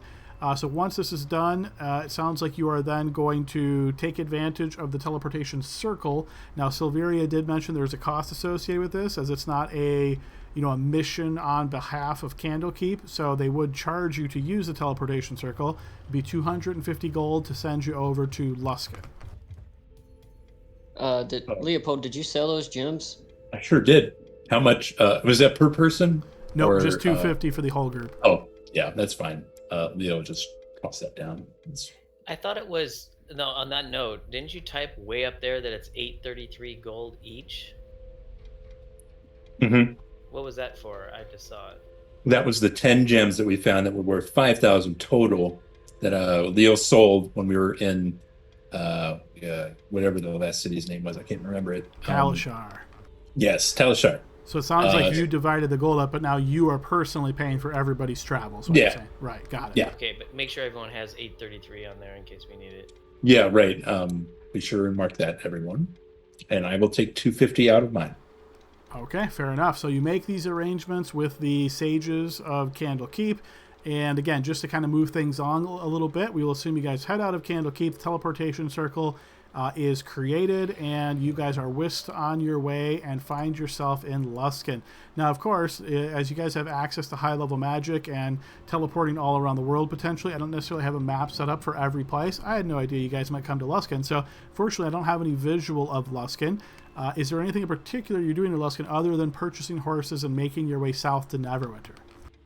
We're just looking around, like just everything. Individual Each houses. building. You want description? Yeah, we're What's gonna walk down the on main street and talk to the vendors. 3rd Street over from the teleportation circle. It's clearly a bar. What am I smelling? What's that smell? Oh, I Adam, think. Do I get my full hit dice back then? Probably. Was it like a special effect loss of hit dice, or? Yeah, I lost. We only got 6 back from the first I only long got rest. yeah. If it's just regular, then every time you long rest, you get half of all of your hit dice back. So you guys spent 2 full days long resting, so everybody should be max unless you had a curse or something on you that was like limiting it. Okay, and then I was at comprehend languages. Let me think about my third eye before we go.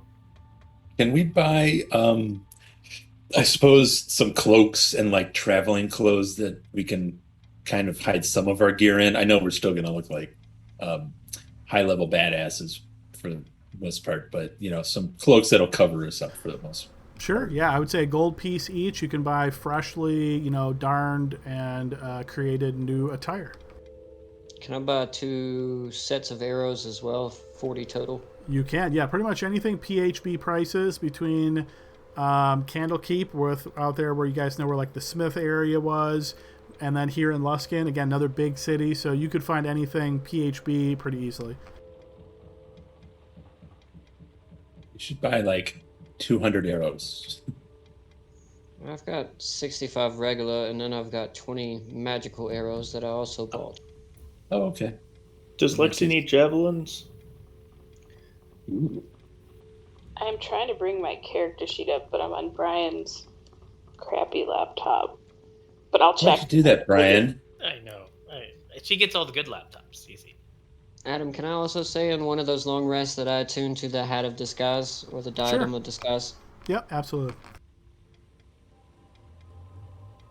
And you want me to re-roll my portent 2 times, or am I good with that? Yeah, I mean, you didn't use them, and rather than make you roll 2 more, I would just say keep what you got.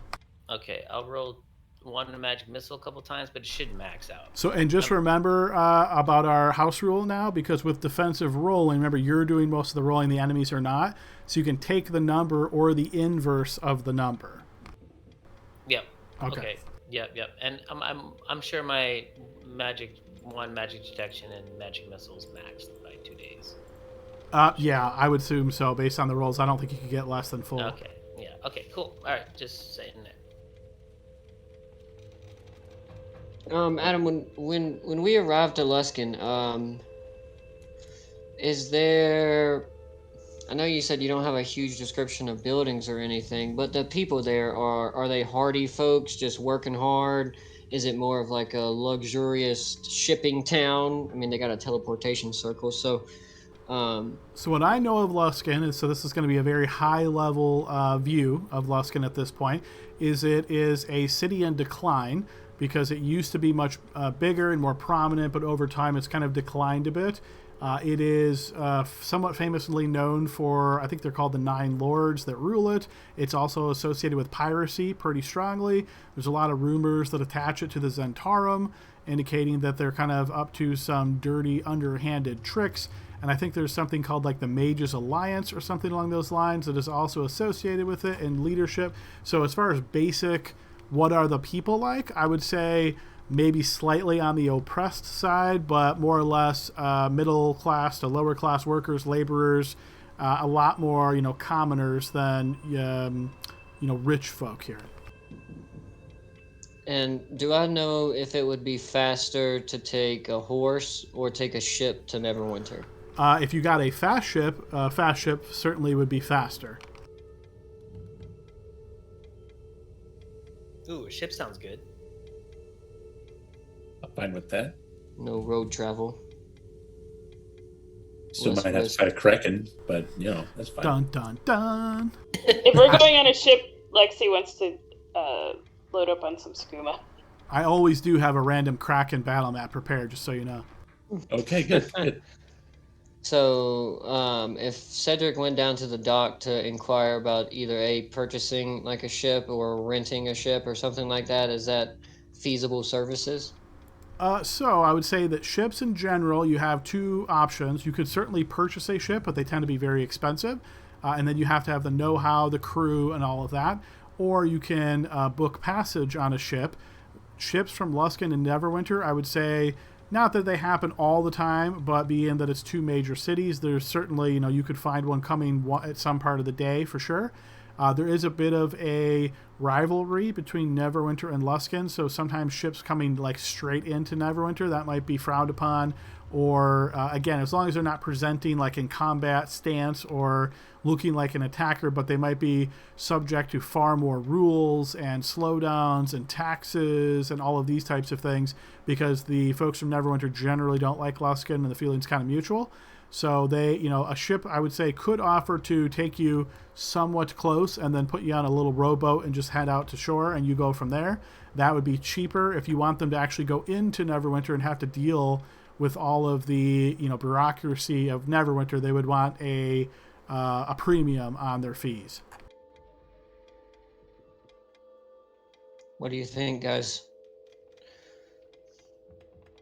Let's do it. We buy horses. We always have the horses unless something happens. But traveling on the road could be dangerous compared to just taking a ship.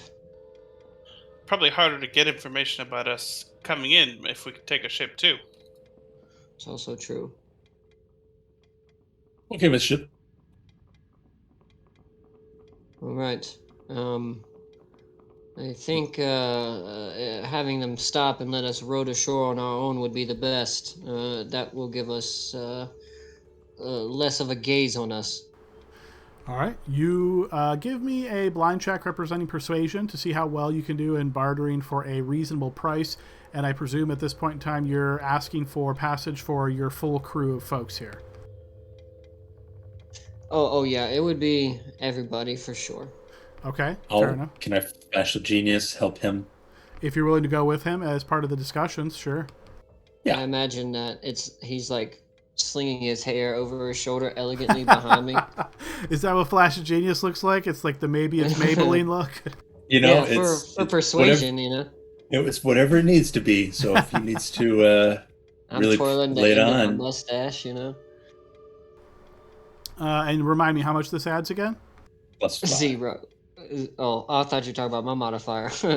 Oh, no, I see your modifier. Okay, so, all right, so with this, I will say, Leopold, you recognize that as Cedric is talking to one of these ship captains and trying to arrange a reasonable rate, He is doing a particularly bad social faux pas here, like way too close into a person's personal space.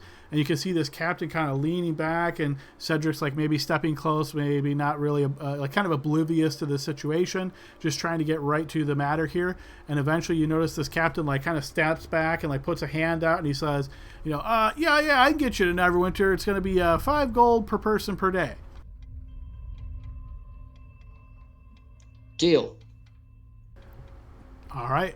So with this, so you're bringing 6 people.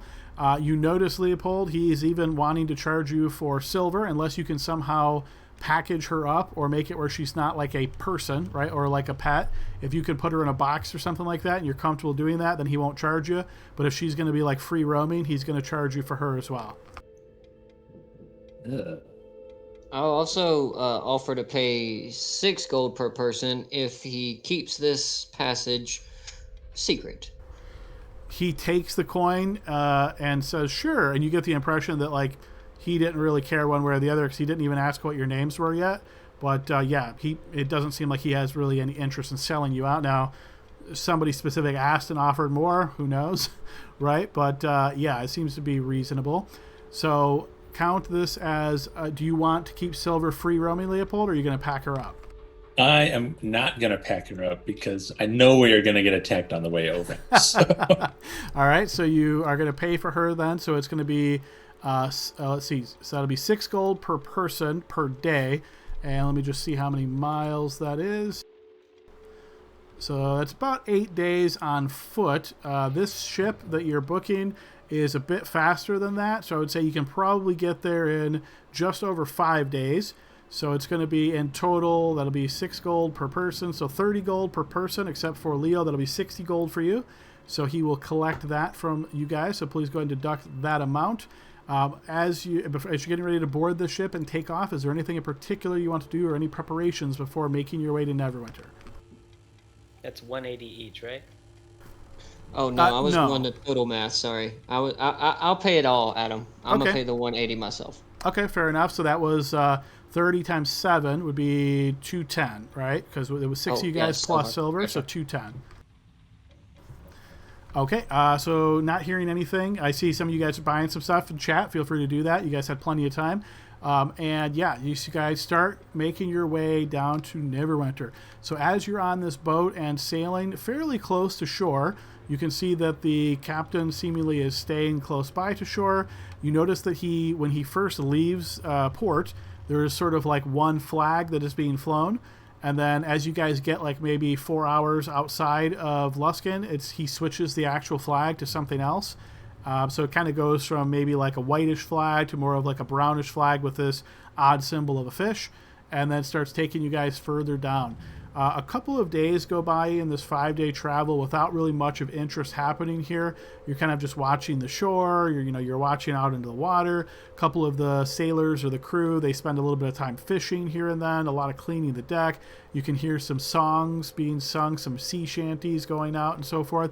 But what is particularly interesting to you guys is on the 3rd day, as you're up on deck and just kind of looking around and watching out, you notice a crew, or not a crew member, but a passenger of the boat, of the ship, that you haven't actually seen before. And kind of oddly, it looks to be this little kid. And you first kind of spot this little kid. He's sitting on a barrel and his feet are kind of dangling, can't reach the ground there. He's wearing this kind of thick green cloak that kind of comes down with a hood and kind of covers most of his face. But every now and again you catch a glimpse, and I would say that in this period of time, Leopold and Cedric and Ranvan, based on your passive perceptions, you can tell that there is something off with this kid. In particular, you notice like as you catch his eyes every now and again as he's kind of like looking downwards, maybe you spot him, you're like, well, that's kind of curious. You just kind of watch him for a little bit as he turns his head in this cowl, this cloaked hood here, and you get a glimpse of his face. It's almost like his eyes don't match his face. So normally, kids look kind of maybe a little bit innocent or naive. This kid's, his eyes hold like more wisdom, perhaps. They have the look of sort of like adult eyes, but you would, if you had to guess, based on his height and his proportion, his build, you would think he's maybe 7 years old. Randvon, I think that's all you, man. Okay. How's it going, my dude? So you're essentially like walking as you're talking with your group, and you notice this kid off the distance a little bit. Sounds to me like you want to approach him and just kind of try to strike up a conversation. Yeah, and I speak kid. You speak, kid. All right, fair enough. So as you approach him, kind of quite awkwardly, I imagine, and just kind of break out this very strange line, you notice he kind of just turns and eyes you, and he actually raises like an eyebrow, like a curious expression as he's looking towards you, and he says, "Is there something that I can do to assist you this day?" Oh, you seem really grown up for someone your age. Where are you traveling to? And you notice he kind of looks down at his feet, and his kicking feet kind of stop for a moment, and he kind of like sits up a little bit straighter as he turns back to you and says, it's never interesting to see why somebody inquires about the transportations and logistics of one such as myself. May I ask why it is that you're so curious about my comings and goings?"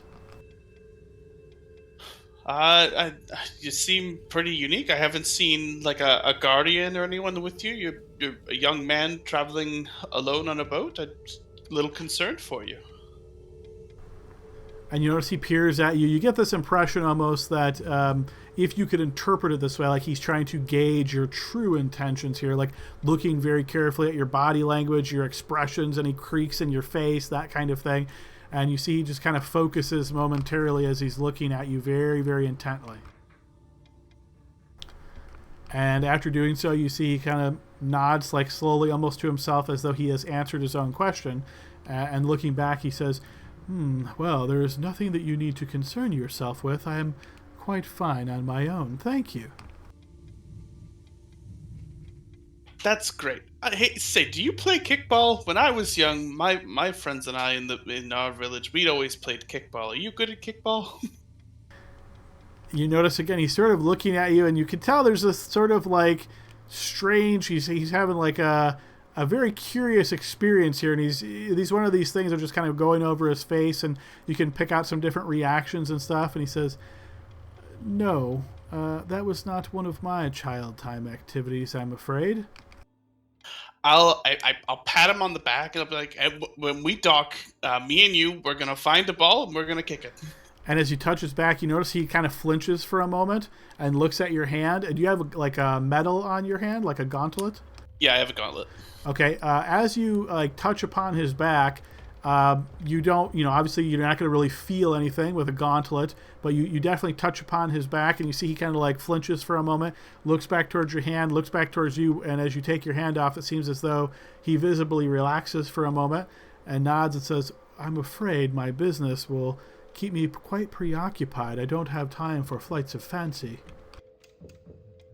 I get it, right? You always want to be older than you are when you're young, and then when you get to be my age, you wish you were a little older. So listen, you've got a little bit of time. We can play some kickball, right?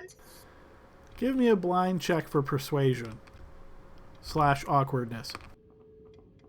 Okay, let me I need to click Randvon to do it. I'm sure Ranvan's proficient in awkwardness. For sure, it's an expertise of his. You notice he kind of does this like slight inhale, like, and then looks towards you and he says, "While your invitation is quite interesting and very curious, I must say, as I said, I am quite busy. I have my own business to attend to. I'm afraid I won't have time for playing kickball."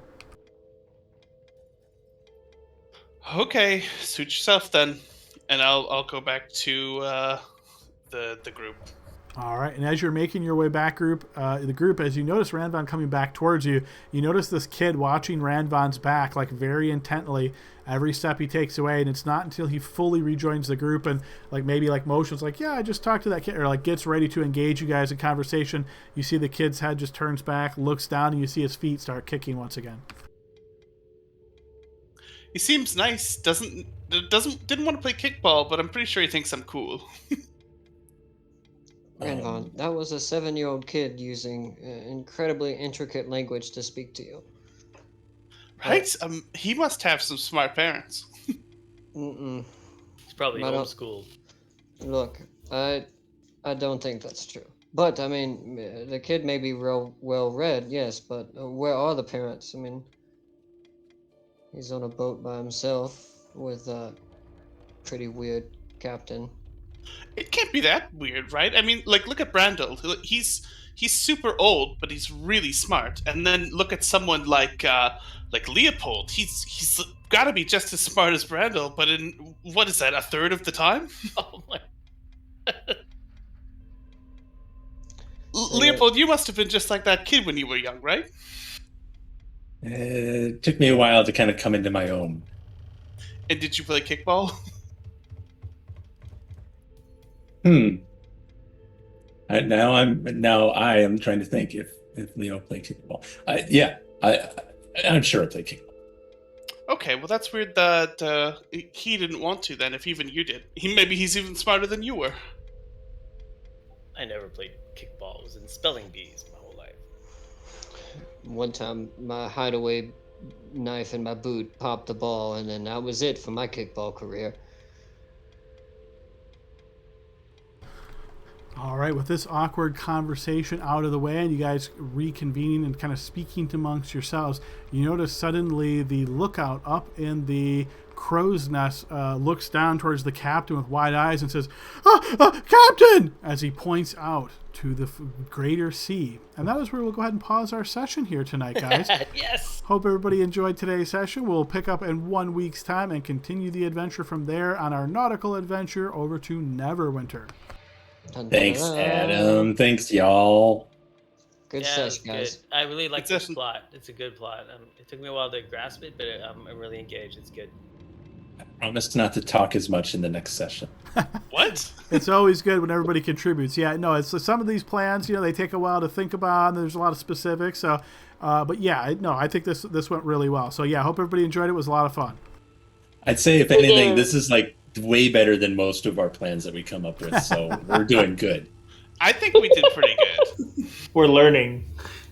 All right, guys. Good night. Take care. I'll see Good night, you Take everyone. care, everyone. Yeah,